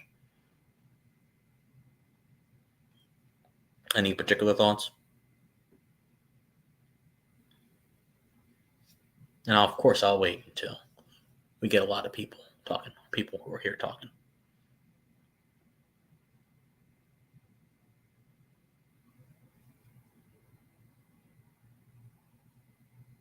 We may do a live stream for the anniversary of that video. That video is special. The video is special. Warts and all. That video is special.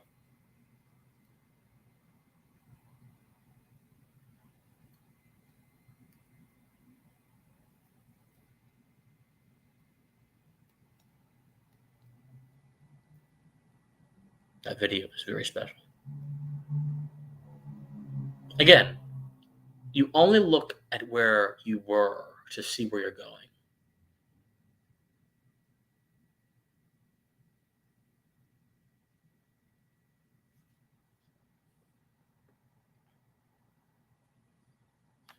Yes, I agree. Notes are always good. Notes are always good. They help keep your mind ordered, so to speak. They're good.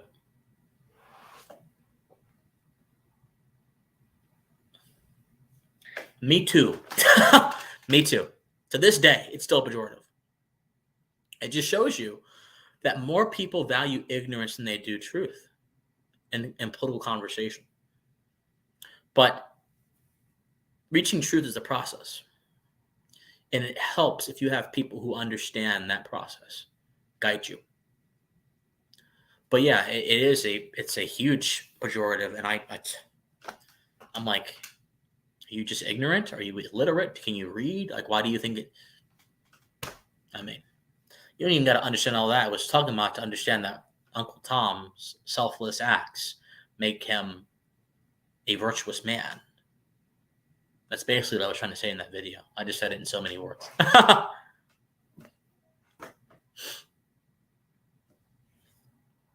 So I don't understand personally.